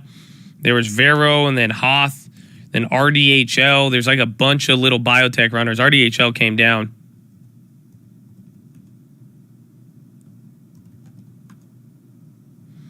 Tom Lee stated marketed bottom on CNBC.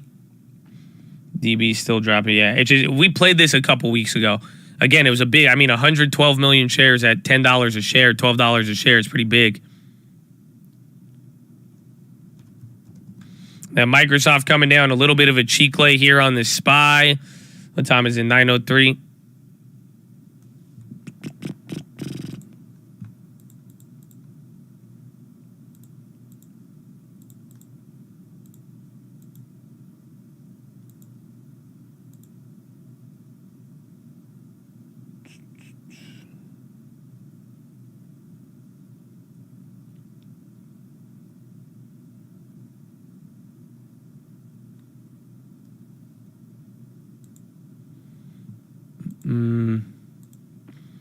Dollar. I still have the UNG. I think they're up like 150. They're doing pretty good. Is that the Turkish? Oh, yeah. Yeah, they're up 150%. UNG, we're still good. I think we're almost in the money. I don't know. Are we? What do we get? We got 25 calls? Yeah. And they got a lot of time. UNG is crazy. DB for 250, baby. Shout out to fastest news in the world. Amen. Amen. God bless you. That was a good one. We were fast early. There was some cheap plays. We were able to snake the chain. I like it. Deutsche. Is TikTok ever going to list? I don't know.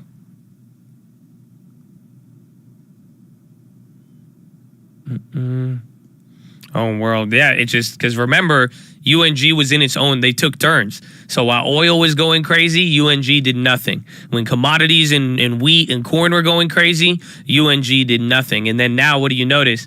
They all chilled out. Oil's coming down, and then all of a sudden, now it's U.S. natural gas's turn after we've found a way to push our UNG over to Europe, or at least get some of that contagion. Yeah, we already made UNG free. We're riding it out. It's a big position, still $1,000, but it's all free. I mean, we have a lot of free plays. We got EXC, $2,000 for free. UNG, $1,000 for free. You got the Oxys for free. A Turkey for August for free. So there's a couple of good ones there, and that's why they have time. Make sure you take profits too, again, because they could always flip back around and you could lose that money. So those are profits, but it is on you to take it.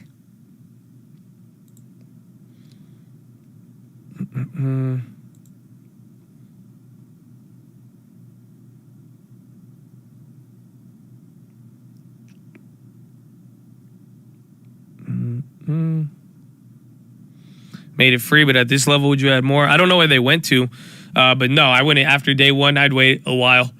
Hey, remember, they have earnings, ex-dividend, and earnings. So you have a couple more catalysts there. Let it do its thing. I mean, we can't, just reasonably don't ever expect anything to just go straight up or straight down. You know what I'm saying? At one point, it will, finally hit a cutoff point.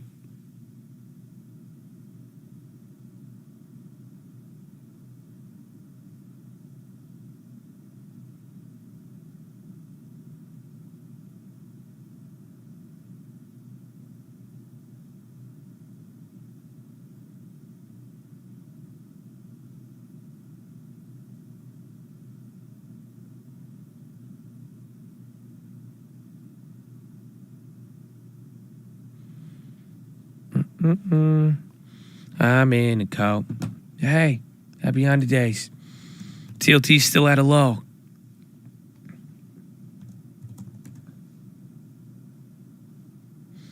Broadwind Inc. up 20%. That thing's running.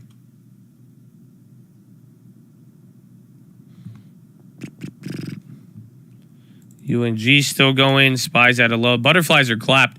Unless we get a 5% CPI move, they're going to be done. Honestly, I may want to even look for another set now just in case, because I have a feeling after that expiration, it's going to clear a lot of movement. It's like we're already coming down.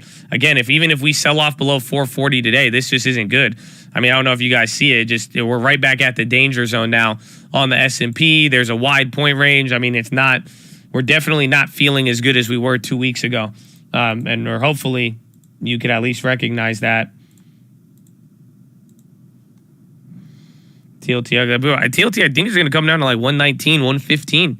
I think it's just going to go to a 5-year low or 5-year high, technically, for rates. Again, I mean, we're not really watching it as much in the bond market as much. Like, you don't see it on like treasuries. But at the end of the day, I mean, this has just been the fastest move on mortgage rates ever. And I mean, mortgage rates are going to factor into all of this stuff. But you see one big move like that, I mean, it's hard to assume you won't see the same crazy moves elsewhere, essentially. Flash crash. I mean, again, like I said, I think I'm early and I'm waiting for the divergence here. I think we might even get a little bit of bounce. Like I'm saying, if we bounce up and then the whole situation deteriorates, you're going to get your flash crash in no time. But the metrics that could cause it are still all in play. It's just everything's moving slow. But yes.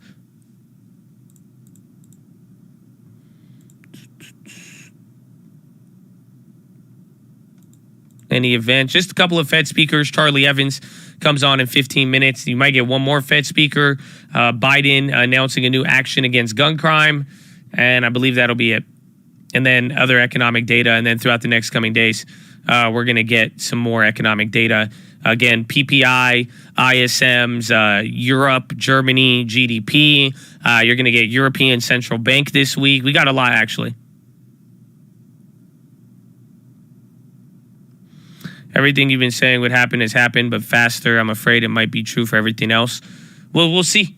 Again, I mean, even then, if it happens faster, I don't think it really hurts us too much, but I'm totally cool with being patient and going slow. And I don't underestimate for things to slow down in a heartbeat. So that's why, but we'll see. Things play out fast. They play out, but I'm very patient, and I have a lot of opportunities that I feel like my eyes are it's so easy to focus right now, and I think we're going to be we're just going to get served up one opportunity after the next, just because of this environment. So that's why I'm not really tripping on the speed of it, because I do think the opportunity is it's going to hand itself over on a golden platter. But the timing of that's we know what, but not when, and that's all we need is what.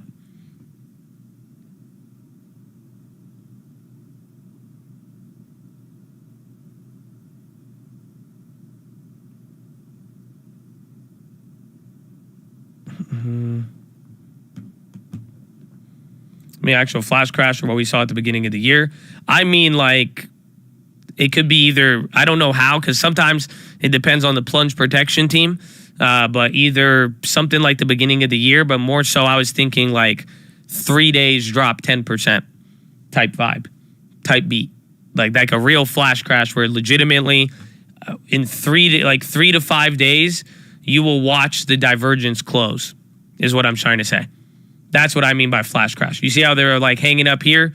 and you see how there's some difference. I mean, like, imagine 3 candles to close this. 3 to 4 candles to close it. That's what I'm talking about.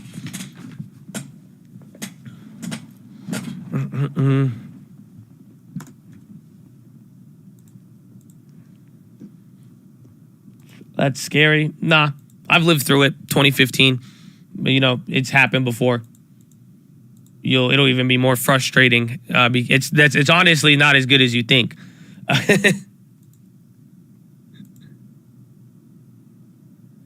You said flash crash was due last month, 2 weeks ago, never happened.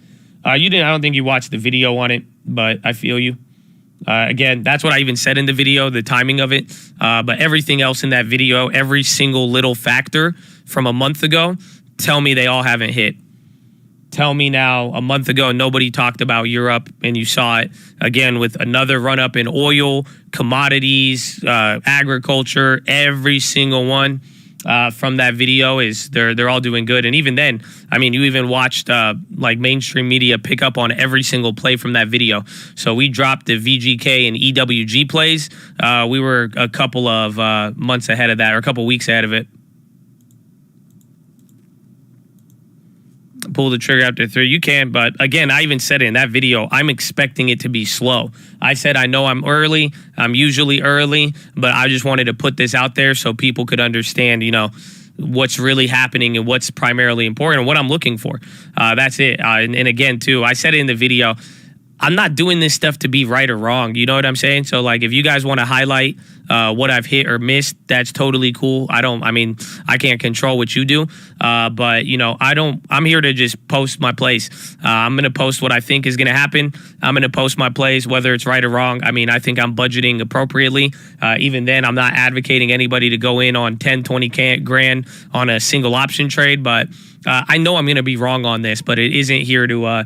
You know, I'm not here to say I know everything. I'm not here to say that every single play is going to make you a lot of money, that my way is the right way. If you don't do this, you're going to lose all your money. It's like, that's not really my attitude towards it. Again, I love what's happening in the world right now, and I think it's very important. So it's just, I feel like I'm obligated to document it. And if I have a feeling, like when I have something in the back of my mind saying something like that, I'm going to put it out there, and I'm putting it out there for myself and everybody else who wants to listen. And I really believe if you're smart enough, you could use my videos to make a lot of money. I think if you could free think, and I put you on the signals a week, 2 weeks, a month ahead of everybody in the market, and you're able to plug that into your own formula, you will make a lot of money with it. That's what I know I'm good at. I could get you this stuff and tell you what Wall Street is going to look at well before everybody gets it. You know what I'm saying? So, but it's on you. It's like, yeah, if you want to follow every play down to it,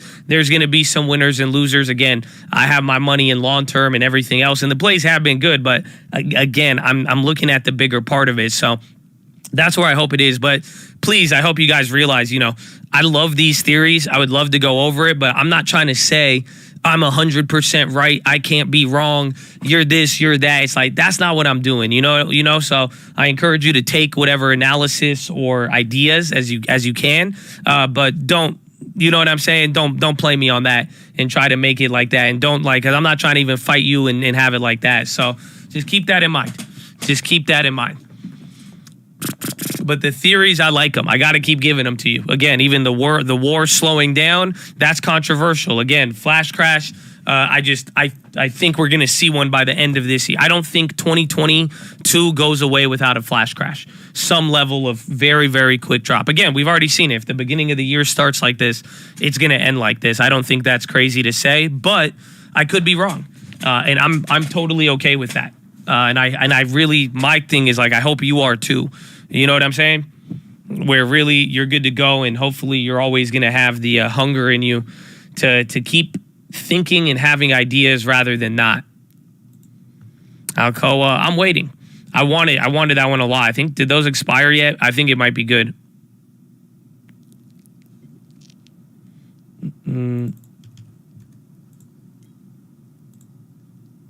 I like Alcoa a lot. They've chilled out finally.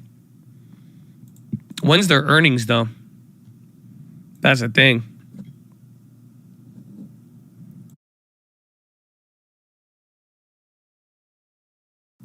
Are you sure the war is over? Well, I mean, I don't know if you watched the video. What I mean is that the war is over in the sense of I don't think the market is going to respond to it, except for like we might respond to a war headline once every 3 to 6 months is my opinion and my expectation. But I think, I mean, again, obviously the fighting is continuing. They're going to fight, but I don't think like when you hear a peace talk or if you hear peace talks or if you hear a big war thing, unless it's like a nuclear power plant on fire, then yeah. I think I don't think the market's going to react to it anymore.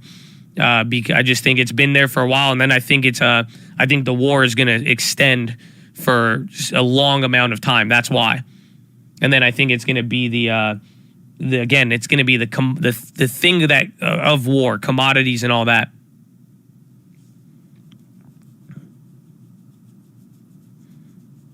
You're wrong because Putin can use it to affect the market. Well, maybe I am. We'll see. If I am, just watch the video and see, and we just go from there and see what happens. That's you asked my opinion. I gave it to you. Some people disagree. Some people agree, and we will see what happens and get a long term. Midterms is in November. That's going to be another cap. That's what I'm saying, man. This whole year, it's going to be fun. 210 chart. I think it has inverted. Or it's re-inverted, so it's not back there.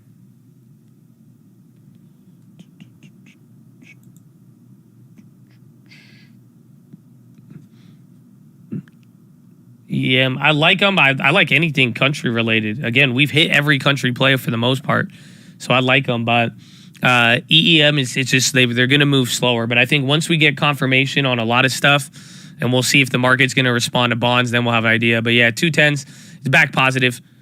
So that's at least somewhat chiller. We haven't had that event happen yet where it like finally stays.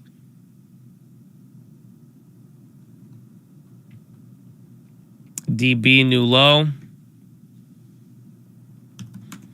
They won't hit the ask.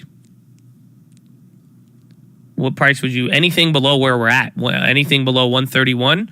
That's why I'm like saying if earnings is bad, we're good to go. We'll buy more JP. Give me some of that divvy. Give me a little bit of, growth on the upside. We'll be good. Canary in the coal mine, massive economic decline, second largest economy in the world. China, pull up the Hang Seng. That's our future path. I'm with you. Like we've said, it's always one to look at. Even the even the Shanghai Composite. I think it hit its low now again. It's coming right back down to that earlier low. Hang Seng is clap, but Shanghai, I think it's a pretty good indicator to watch because you could even see how stable it's been. In the last, this is a 5-year chart. But right here is when it gets, again, remember when I made that video, beginning of March? It's going to be right here again here too. So that's even the 2020 high.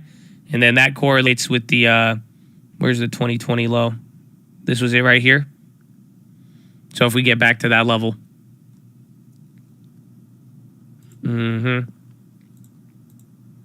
But again, it's timing. That's just the thing. It's timing. Slow. It could take a year, 12 months, 18 months, 24 months. I was even talking to my mom about this. Me and my mom, we were discussing stuff. It was funny.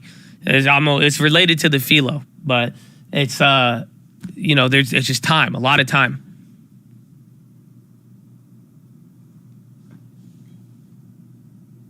What do you think about the first-time buyers going to a 5-year fix with a 25-year amortization?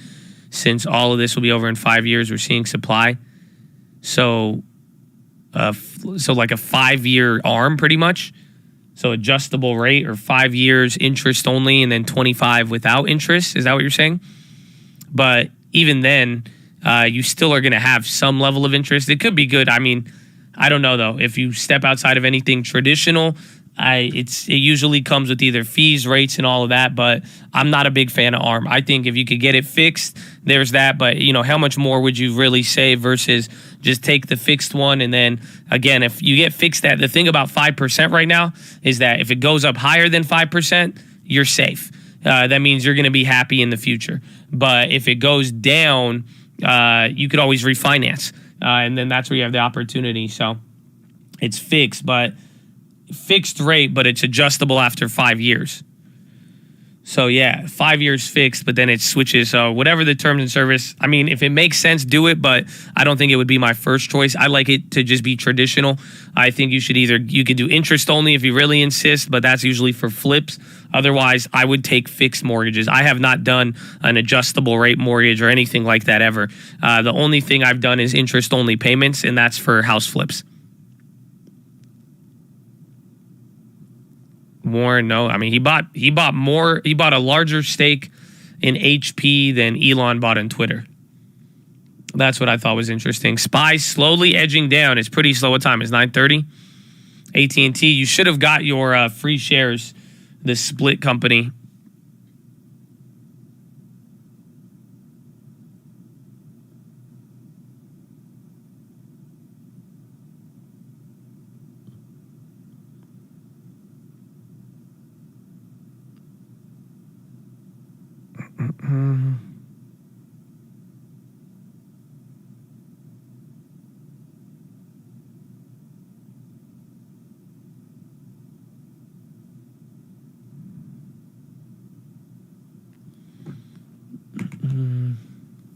Crickets for Buffett. I know. That's why I bought the Buffett play. I was like, yeah, let me get some of that, man. DB contracts are weird. It's because they moved. I remember it played out like this, though, last time. This situation, it like low-key feels like deja vu. I got my 2 free shares. Yeah, it's good. I got a decent amount. I got like 30 shares of it. It's worth like 800. But then our AT&T shares dropped a ton. But not too bad. Now we got a little bit of growth in the portfolio.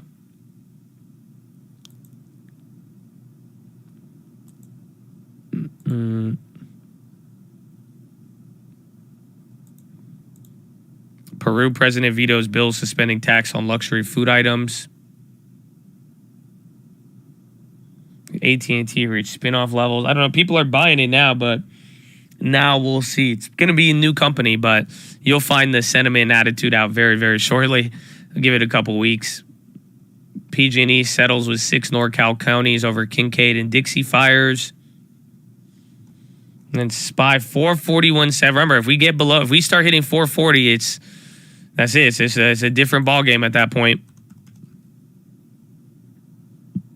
Neo's coming up.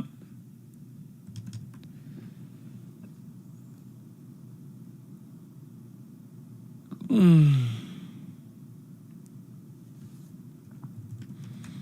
are your thoughts on stock trading courses? Most of my friends think they need to learn them.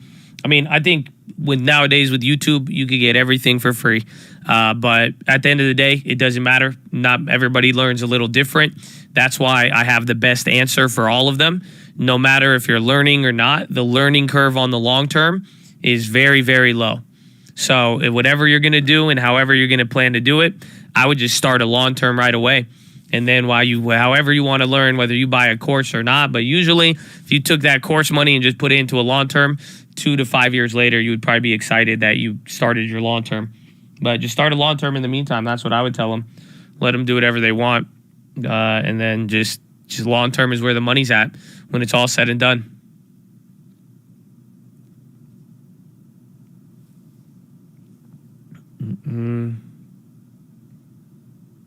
Long term of real estate first, whichever one it is. But if you're going to say, oh, I want to get real estate first and then use that as an excuse to shop around for 6 months and then not have a long term, you're doing it wrong.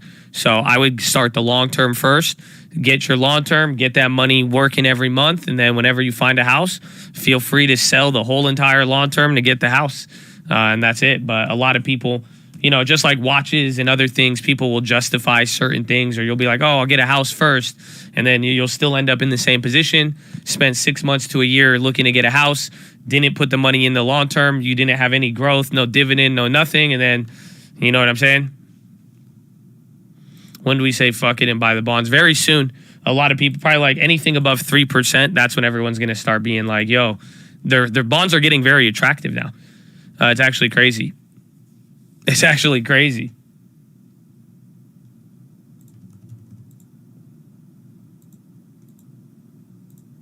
Let's see. The yen, bro, the yen is skyrocketing. So this is the weirdest thing ever.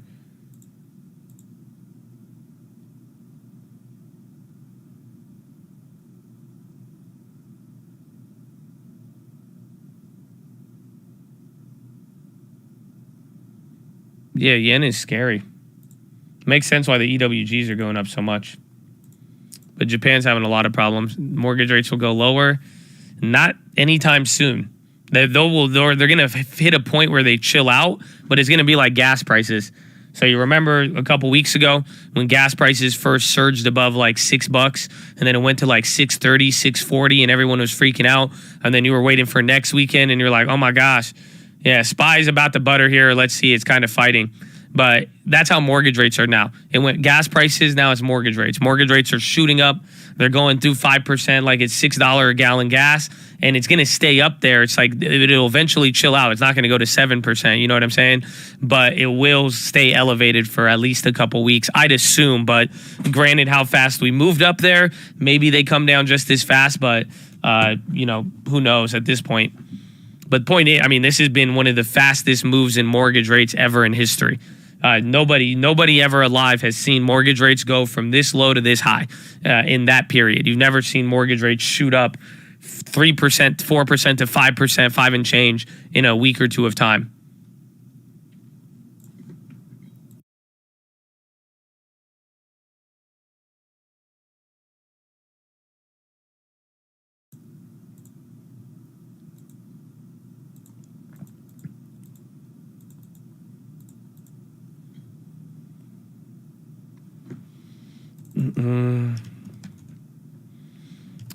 Microsoft DB bouncing a little bit. They're dropping the bid. Boeing's still holding. LMT came down. Passed my real estate exam, baby. Let's go. It's game time. Or not. Woo. That's why TBT's just following TLT. That's why, I mean, they're doing the inverse there.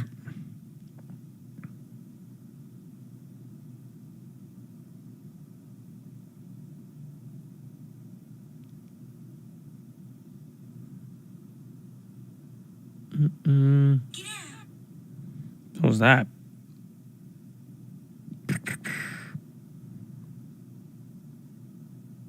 Man, the Lending Tips keeps sending me all these. He sending me the TikToks. Bro, Lending Tips on these mortgage rates today, bro. I feel like it's bad. He's only texted me like once.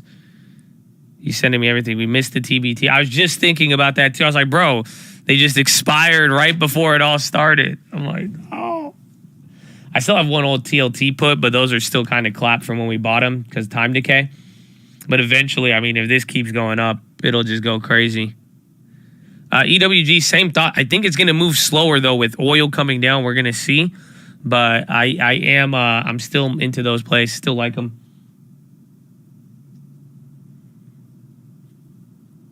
White House, we're expecting elevated CPI on Tuesday. Oh, screw you. They did that last time, and I don't even know. That's it. Maybe this time they're going to drop it big, but last time they did that, remember how paranoid everybody was? And then it was super chill. And then it was like, it wasn't even like, oh, hell no, screw you. I don't want to hear. I'm ignoring it. I'm not even going to act like I'm just, either way, let's see what happens. Whatever. Scammers. Straight just confusing. Add a little doubt into it. Get some, front run some expectations a little bit. I see you. It's a smart move. It worked last time, remember? 100-year amortization with higher rates, or interest rates go negative, and then they offer you like a 0.5% 100-year. Because it's still 0.5, but then the rest of the rates are negative, and then you're paying 0.5 interest for 100 years on a mortgage. It's like, that's how they'll do it. I feel like that only happens with negative rates, though. So we'll see. Again, if the market crashes before they could raise the rates or whatever, I don't think it will. But if it ends into a short tightening cycle that leads to a quick one, then that's it. You just get the... that's it. Your views are tanking like the markets. I know. It's fine, man. One thing you'll realize, though, and you should realize this one, too. None of us are important. You know what I'm saying? So it's like, I'm not that important, so I can't affect the market. Even then, whether people watch it or not, I'm not that important. But you should take the same advice, too. It goes a long way for your peace in life. You know what I'm saying? I inherited this mortgage from my father's father's father. Yeah. Real yields, it's important because then that means people could start making money off of fixed income, which is going to be a lot better.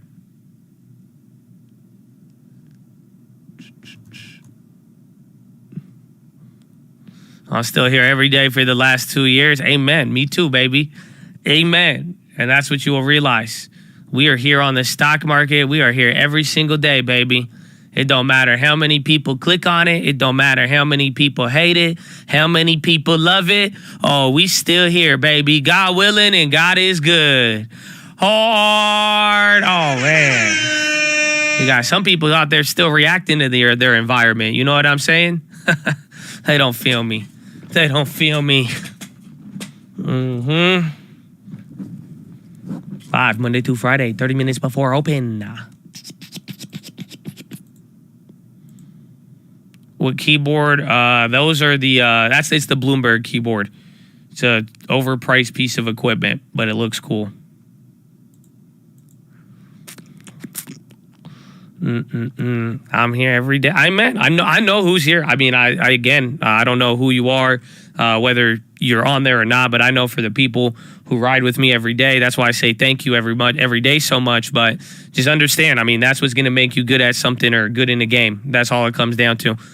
Do you stay in no matter what? I mean, if you think I stay on YouTube for the amount of clicks and the amount of people watching, I would my behavior would be a lot different. You know what I'm saying? On all sides, it don't matter win or lose, up or down. I'm saying I love this shit. I'm here for the game. Some of y'all ain't in the game. You know what I'm saying? But like some of you really are, and that's why big shout out for you if that's it, and hopefully you recognize the importance of that. It goes a long way, man. Again, we the cockroaches, baby.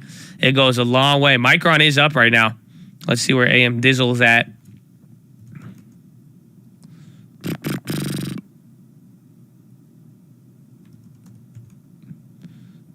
Nah, NVIDIA's in the gutter. AMD still. That's weird. Micron's up a lot.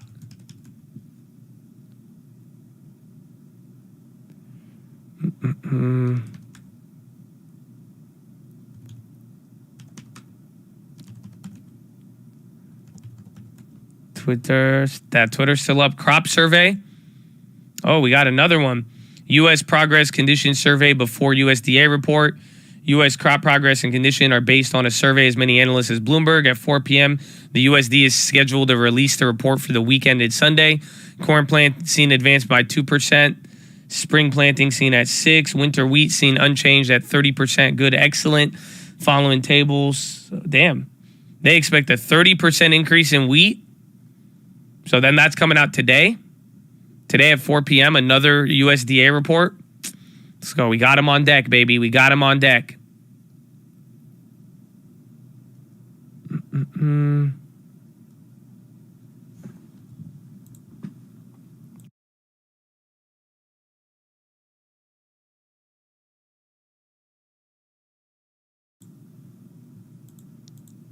Micron at X dividend, I know.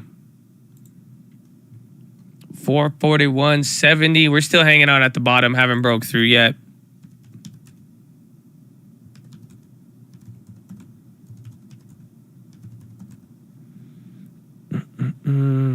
Market down. I mean, bonds and energy is dropping, and then tech. And I think people getting ready for the rest of this week. But realistically, it was bond and real yield just shooting up, and that kind of spooked some people. And then now that pretty much bonds hurt tech. Tech went down, and then at the same time tech was going down. It's also a bad week right now, or starting the week for oil, and then oil was dropping too. So now the two industries that were battling back and forth, they're both down today, and then everything else is getting clapped with it, or just not doing as good. Worker, lurker, as often, we love you. Josh, have I told you I love you?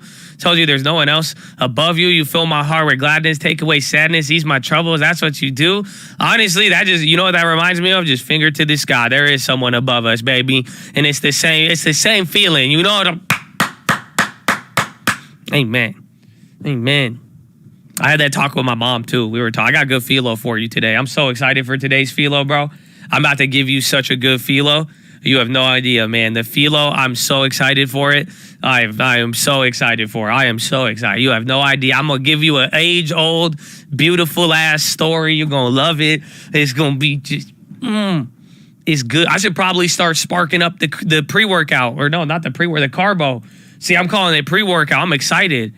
I should honestly start running it up right now, man. I really need it. It's a good one. It's a good one, but it's like it's going to be a reality check. I'm excited for it because it was, I had to talk with my mom. My mom just said some weird things yesterday. It was weird. My mom was saying things to me that like, have you ever had your parents say something to you and you're like, that don't sound like my mom, or like, that don't sound like your dad? That's like if your mom was like, yo, just go YOLO all the calls. You know what I'm saying? Or it's like, I don't know. It was weird. It was like the moment my mom told me,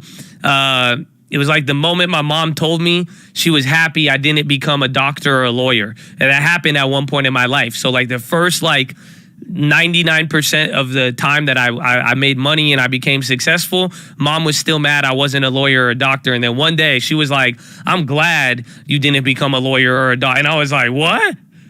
I said, this is crazy. It's like, that's not my mom. Somebody did something to you. This is weird. This is very weird. Yeah, or if my mom was like, go have fun in Vegas, like, yeah, I'd be like, hold up, skirt, switch gears. A little bit of a cheek lay, but remember, it has to break the 50 point, and then we got to get to 440 flat. I mean, we've been going slow here, and over the last week or so, we've seen a lot of, we've seen that 50, that half point mark hold very well.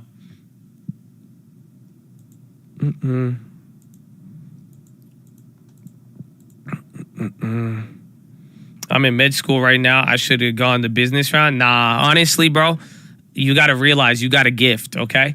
You know what I'm saying? Don't let I hope you were there for Friday's talk. You should go listen to the Friday after hours. But for real, man, you got a gift. If you've already made it to medical school, you've made it this far, don't throw it all away because of a couple of tickers. You know what I'm saying? For real, just get that long term. Finish it through med school, and then you could reassess after there. Again, Michael Burry, he is also an MD. Don't forget that. He went to med school. He got all of that done, and then eventually he was like, I'll go start a fund. You have that you have that power. Trust me. If you're smart enough to become a doctor and go through med school, pound that out, finish it, and before you'll be smart enough to start your own fund too. I promise you that. So, but don't ever regret that. I'm proud of you, honestly. I'm saying that to you because that's good. That's good, bro. And if you have that in you and you got that gift and it's been called to you, you know what I'm saying? Just like run it, bro. Run that path if you're already there. That's what you need, man. That's what you need. Oil, I think, is going to be done for a week.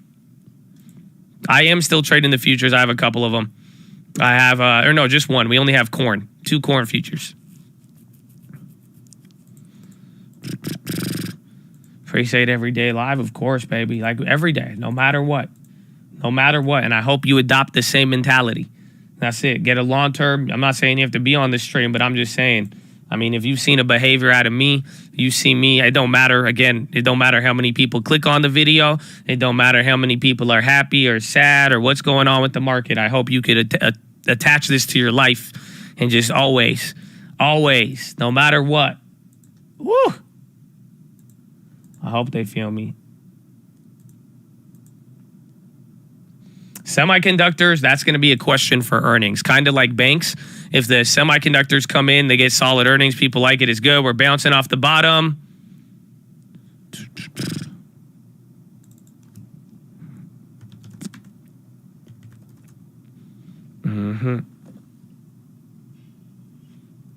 It feel... Fed bids 3-year notes total 11 billion. Just get ready. I mean, give it. Maybe it takes a month. I don't know. But if the rates, like we were just saying, before you know it, bonds are going to be very, very attractive. Evans is live. Fed Charles. Why do I call him Charlie? Choose inflationary pressures. Oh, look at him. They've come at us from many different sources: supply chain issues, semiconductor chips, labor force. So this is Charlie Evans. We heard him the other day. Charles Evans. Say, and the unemployment rate. But we'll give him a couple minutes. A pretty good 3.6% right now. But I do think that these high prices are going to persist longer, certainly than I anticipated. I thought it would be more transitory than it's been. I don't think they're going to be permanent, but I think it's going to be a while. And the Russian invasion of Ukraine puts added pressure. Agricultural prices, energy sources are going to be redirected and challenging. And so I think that that's going to be tough. And this is just a time where the Monetary Policy Authority, the Fed, has to be on top of this and reposition ourselves. And why do you think it wasn't transitory? What were a couple of the factors that made things different than many had expected? Well, I think initially some of the reports were, the car companies were having trouble. They couldn't complete assemblies. They didn't have a semiconductor.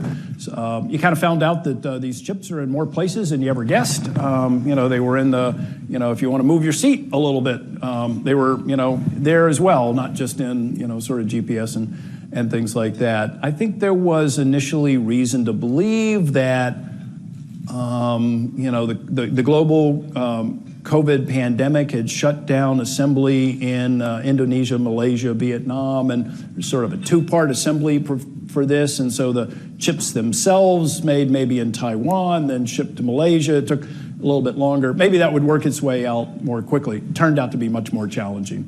Then there's some industrial issues, which I just don't understand well enough. When the car companies sort of delayed their orders back in the spring of 2020 because who knew what was going to happen, right? People wouldn't be buying cars. Then before very long, they put in more orders. It's kind of like, oh, other people got in front of you, consumer electronics. There are all kinds of people at home playing electronic games. And did you know that the markups on those chips are more than the car company chips? And so amazed that the car companies were able to get as many chips. There's relationships and everything that works with that. But I mean, it's just a longer story. It's taking longer to play out. And there are many other things going on. Then there's getting goods into the ports coming across the Pacific Ocean. And there are never enough truck drivers. We've kind of known that for a long time. And now you hear it even more. You've got Amazon warehousing. And there's a whole secular change in how consumers are buying goods. Do I go to the store or do I wait for Amazon, the delivery truck in front of my house, to show up and deliver things? And so there's a lot of transition going on, and prices have, been high for a lot of that. And for consumers, I think they really want to know when they're going to see more relief. More relief at the grocery store, more relief at the gas pump. We're starting to see a little bit of that here at the gas pump. Seeing gas at $3.99 this weekend. It had been $4.25 in certain points. But where do you think we're going to start seeing some more relief when it comes to prices? 50% off here's the trick question with that one: when and where? I just think it's hard to forecast. I've kind of. If I initially thought that these were more transitory effects, I've learned that they're more persistent, and then there are new sources of unease coming from Do you just say Russian he gives invasion up on of Ukraine, guessing? all of the, Russian oil. Even if we weren't buying so much in the U.S., other people were. How much is going to be rediverted around the world? And so I think supply pressures are just, more intense than I expected. Will they, show some relief before too long? Hopefully. But, there are oil tankers. There are only so many tankers. If they've got Russian oil, unload the oil, then that's a tanker that can't be used for more deployment. And so there's just a whole lot of issues. I'm not an expert on the logistics side of that. And so I think we have to see it play out. When we actually see prices come down, that'll be an important part of that. And understanding the reasons for that. But I wish I could offer more confidence in that regard. I do believe that by the end of the year, we're going to know a lot more about the persistent properties, and I'm hopeful that they'll be receding by that time frame. And I think that's the time frame over which we'll be adjusting monetary policy and still be able to make choices about more or less in terms of restrictiveness. And the Fed next policy meeting is in May, 3 weeks from now. The Fed raised interest rates the first time in 3 years, more than 3 years in March, up a quarter. San Francisco Fed President Mary Daly told the Financial Times April 1 that she sees a case for half an interest point increase instead of a quarter. What are your thoughts? Are we more likely to see a half going forward? And will we see rate hikes in between meetings? Or give us some kind of idea of where you think the trend line will be. So I think, So a couple of things are very clear. Interest rates are very low. They've been low for 3 years, as you mentioned. We only recently took them off the bottom, and we raised them by 1/4 point.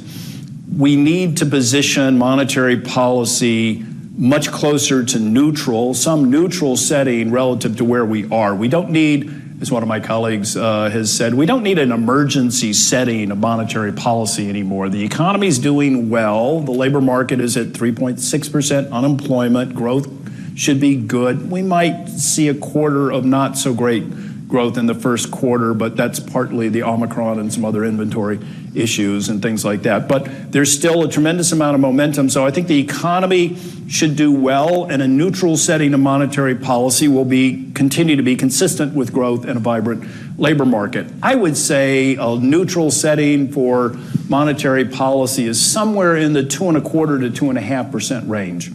And I would say that it would be good if we got there, well, most recently, I thought by the end of our next March meeting would be a time when we'd be at the 2.25% to 2.5% range. If we accelerated that so that we were there in December, that would be okay too. I don't think it's going to make a lot of difference those 3 months. I think that by the time we get to December, we ought to see whether or not we see some rollover in the inflation data, whether or not some other shocks make their way into our forecasts in ways that I never envisioned but could be problematic for policy, or whether or not they mean that some vibrancy is being taken away from the labor market and businesses. And so I think the optionality of not going too far too quickly is important. So I would focus the attention on where do we want to be at the end of the year. Now, the next meeting is part of how you get there and how quickly you get there. 50 is obviously worthy of consideration. Perhaps it's highly likely even if you want to get to neutral by December. That would probably require something like 9 hikes this year, and you're not going to get that if you just do 25 at each meeting. So I can certainly see the case. But I think the real discussion is about how you want to be positioned by the end of the year.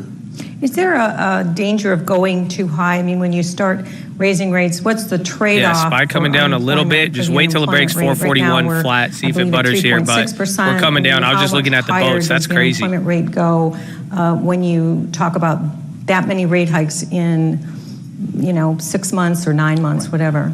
So I think the first thing I want to say is I think that the policy approach that I just mentioned, that getting to neutral by the end of this year, I don't think that there's a great risk to the economy of doing that. I think that's getting off of the emergency setting for policy and getting to something that's neutral, that is neither propelling the economy further forward, nor is it actually expected to be holding it back. Now, the question is going to be whether or not inflation continues to be high and is expected to be high into 2023, and so we need a more restrictive stance of monetary policy. And if we have to be very restrictive, then obviously the way that policy would affect that inflation outcome would be in pulling back on the sources of demand. It would be in making businesses, reconsider some of their growth opportunities, hopefully into, a nice glide path so that we're still at sort of potential growth. But if you really have high inflation, you probably need to restrict the economy more. Now, I don't see it coming to that at the moment, because I think that many of these supply-driven relative price increases are going to give up some of those increases, lead to reductions in those segments of the CPI and PCE, and will ultimately get to a point where not too much of the increased inflationary pressures bleed across into other broader goods pricing. But that's the risk. And so there is a risk if we have to tighten too much. But there's also a risk if inflation continues to be too high, much too high, for too long. At the moment, I don't think that'll be the case, but we have to be eyes wide open about this.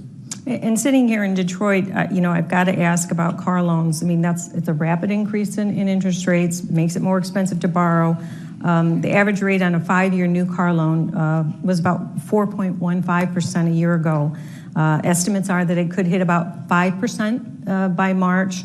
And people I talk to say that might be $15 to $20 a month on a payment. Wait, they talking about cars at 5% now? 15 to 20 a month on a payment. I didn't even think about that. Except, man. One of my favorite people that I used to interview, the late Hoot McInerney, a local car dealer, once told me, he let me in on a little secret, that he didn't sell cars.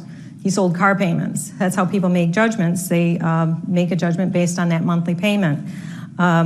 And the car companies benefited a great deal from this low-rate environment. If you go back to the 9/11 crisis, 0% financing was, part of the catalyst that helped the economy recover. So I must ask, how much do you think higher rates could help or could hurt auto sales, could shut down auto sales from here? What is the concern with higher interest rates on car loans? You described it very well. That is one of the transmission mechanisms. If we were to tighten monetary policy a lot, find ourselves with very restrictive financial conditions, then consumer loans would be more expensive, and auto loans are a prime example.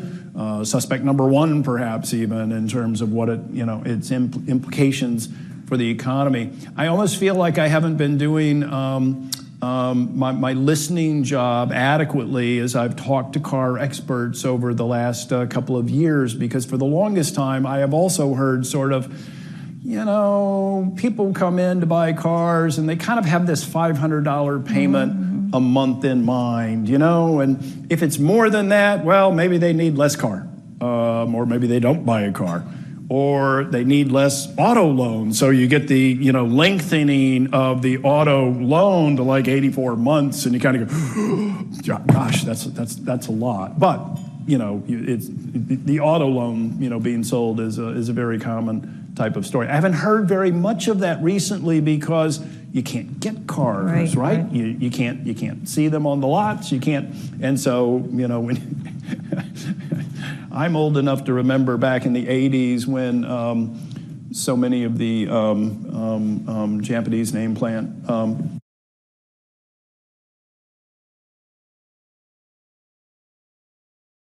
Oh, man, I thought they were about to censor him because he was about to be like, yeah, we never bought Toyotas back in the day. That shit was crazy, man. We used to hate the Kia. And these cars and whatnot. So people have been willing to pay whatever it takes, but that gets worked off, and you're going to get to the payment-sensitive buyer at some point, I would guess. I don't know where we are, how soon that'll be, but that's part of what, if we had to reduce demand more, we'd have to know more about where that point is and how it plays out. Where that choke point is for the consumer. Exactly, and it works out with home purchases as well, and construction, and all of that. Mortgages are more expensive now.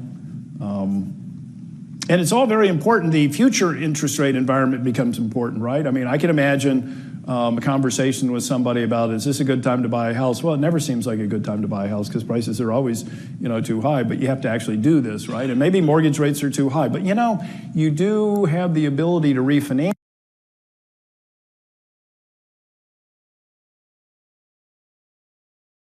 Come on, what's going on, bro? I know we can refinance. We were just talking about it.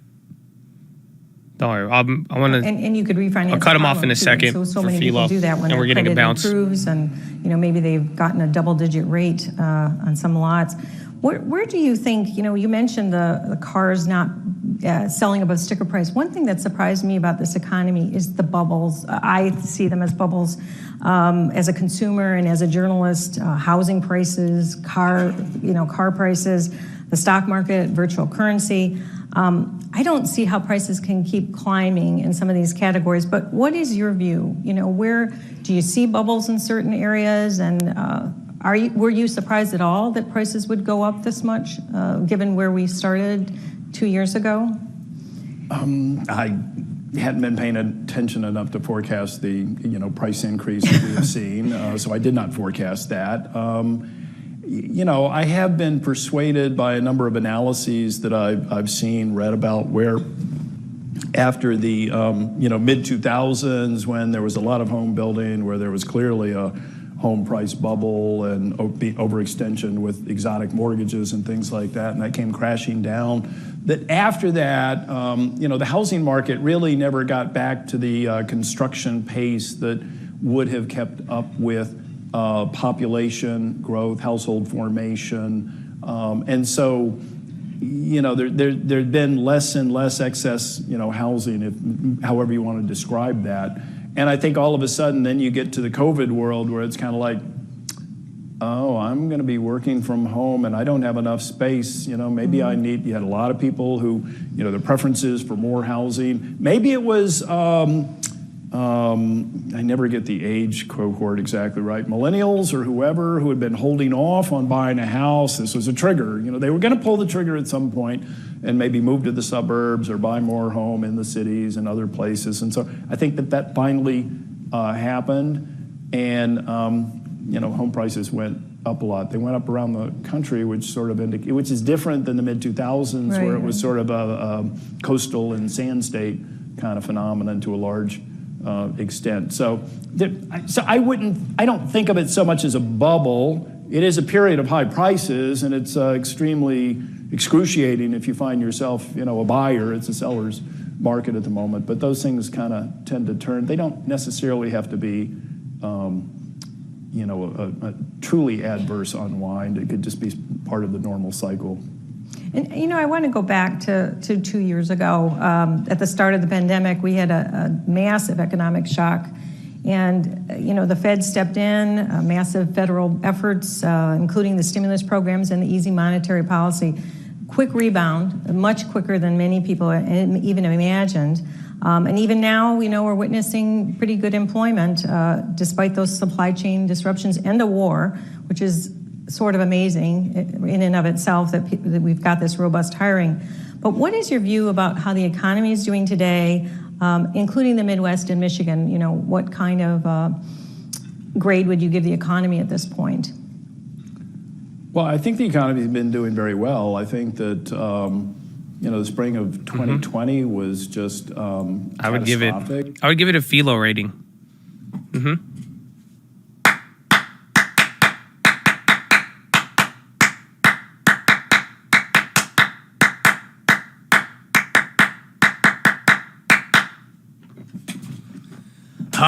Ladies and gentlemen, I did not want to delay.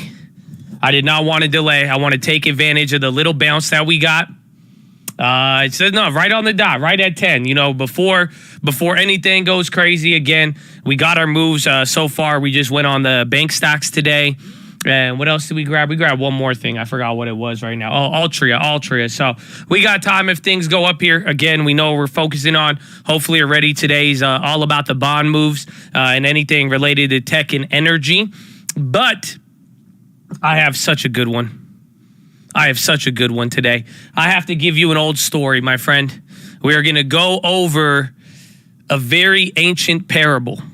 Now, I've read this one before, and we've talked about it, but the book is living, my friends, and sometimes when you go back and read it again, it's very, very interesting. So I'll tell you, because I forgot what happened. I was driving yesterday, and then I was thinking about the parable of the talents.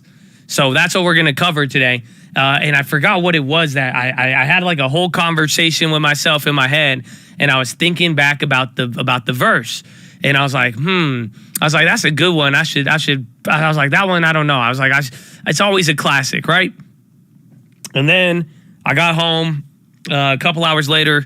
I start talking to my mom on the phone, and we are talking about all sorts of stuff. And I'm trying to, here's my Egyptian mother. She's not really too financially savvy, but I'm over here trying to explain to her the yield curve, and I'm trying to tell her, okay, how I expect some things are going to play out, because we were talking about real estate.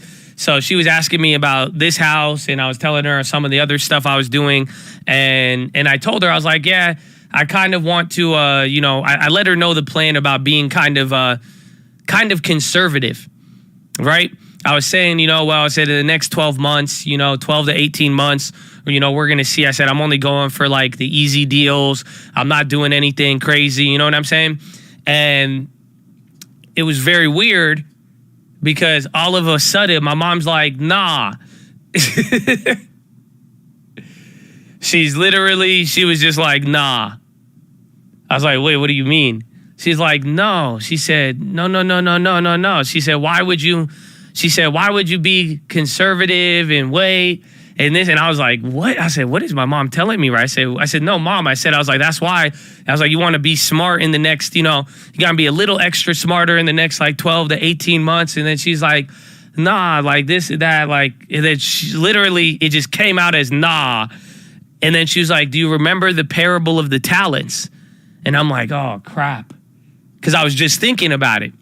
And I was like, interesting, Mom.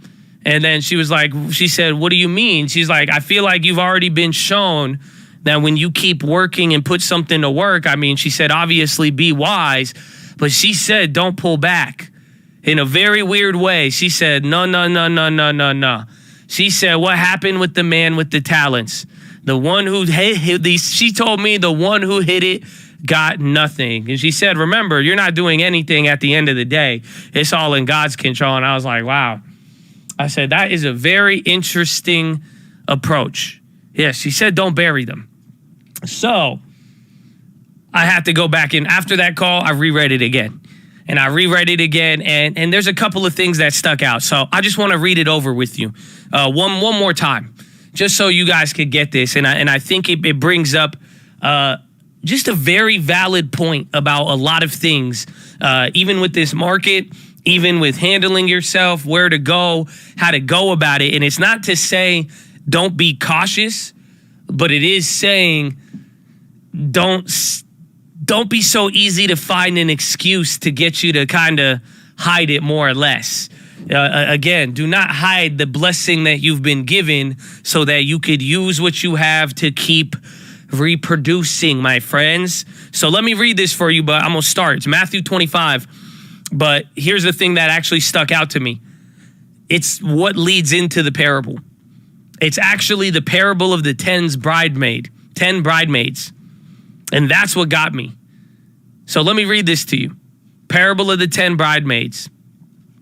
Then the kingdom of heaven will be like the 10 bridesmaids who took their lamp and went to meet the bridegroom. 5 of them were foolish and 5 of them were wise. The 5 who were foolish didn't take enough olive oil for their lamps, but the other 5 were wise enough to take along extra oil. When the bridegroom was delayed, they all became drowsy and fell asleep. At midnight, they were roused by the shout, look, the bridegroom is coming. Come out and meet him. All the bridesmaids got up and prepared their lamps. Then the 5 foolish ones asked the others, please give us some of your oil because our lamps are going out. But the others replied, we don't have enough for all of us. Go to a shop and buy some yourselves. But while they were gone to buy oil, the bridegroom came. Then those who were ready went into the marriage feast and the door was locked. Later, the other 5 returned and they stood outside calling, Lord, Lord, open the door. But he called back, believe in me, I don't know you.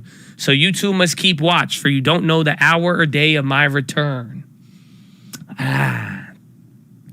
So I think this is an interesting one because it leads into the parable of the talents. That's why I'm reading you this. But I don't know. I just rereading this one again, it stuck out to me because I didn't realize the breakdown. The breakdown was 50-50. There was 10 of them. 5 of them were wise. 5 of them were unwise. Isn't that weird? I've always thought the road was narrower is what I'm trying to tell you. Oh, y'all don't feel me. But maybe I should have told you this prior. This might be a reality check, yo.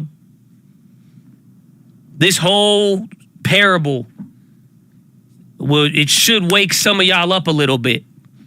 It should really give you a reality check. I mean, you don't think it's weird that a book written thousands and thousands of years ago, that people will argue and talk about what's in it and all of this, but isn't it weird that they were mentioning a human situation where half of the people know how to prepare for the long run and then the other half don't?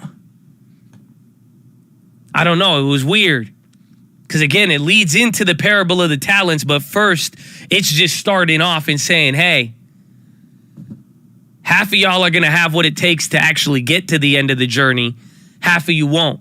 Half of you will be wise about it. Half of you won't. This is just basic human nature, even since back then. So it really got me because I was like, man, I've always I always remember the parable of the talents, but I forget what came first. So that's where it starts. And now here's the main one. Please listen. I really hope you guys get this because I don't know if even the other one, if y'all can relate it to life, real life. I don't know. Have any of you ever failed to plan for the long run and then winded up knocking at the door, but then it's too late? I don't think y'all feel me.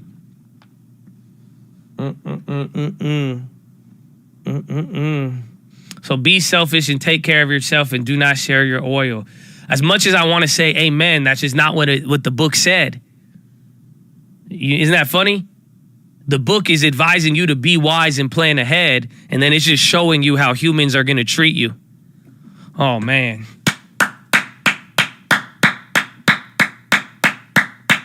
See, y'all will realize this one in life, too.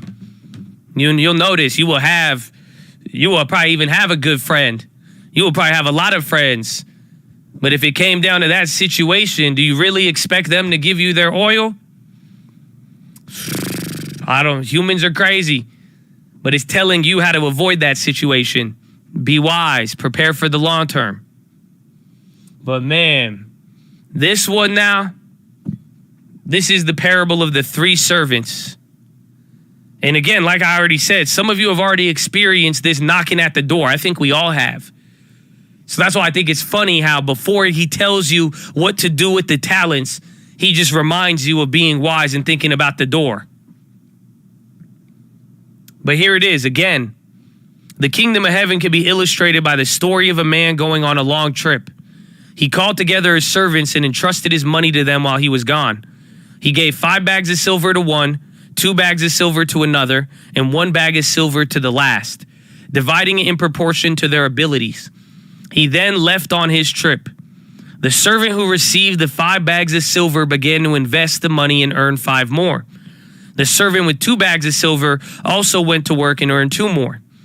But the servant who received the 1 bag of silver dug a hole in the ground and he hid the master's money. After a long time, their master returned from his trip and called them to give an account of how they used the money. The servant to whom he had entrusted the 5 bags came forward with 5 more and said, "Master, you have given me 5 bags of silver and I've earned 5 more." The master was full of praise. "Well done, my good and faithful servant. You have been helpful in handling this small amount. Now I will give you many more responsibilities. Let's celebrate together." I love this one because if you ever know that whole good job, my good and faithful servant. Well done, my good and faithful servant. You've probably heard that quote. That comes from this parable. The servant who had received 2 bags came forward and said, "Master, you gave me 2 bags of silver to invest, and I've earned 2 more." The master said, "Well done, my good and faithful servant. You have been faithful in handling this small amount, so now I will give you many more responsibilities. Let's celebrate together." Then the servant with 1 bag of silver came and said, "Master, I knew you were a harsh man, harvesting crops you didn't plant and gathering crops you didn't cultivate. I was afraid I would lose your money, so I hid it in the earth. Look, here is your money back." But the master replied, "You wicked and lazy servant. If you knew I harvested crops I didn't plant and gathered crops I didn't cultivate, why didn't you deposit my money in the bank? At least I could have gotten some interest on it." And then he ordered, "Take the money from this servant and give it to the one with 10 bags. To those who use well what they are given, even more will be given, and they will have an abundance. But those who do nothing, even what little they have will be taken away." Then it says, "Now throw the useless servant into outer darkness." It gets aggressive after that. But I love this one. I know it's a great story. There's a lot of points I could highlight on it, but let me just read you the end real quick. If you don't get it. "To those who use well what they are given, even more will be given, and they will have an abundance. But from those who do nothing, even what little they have will be taken away."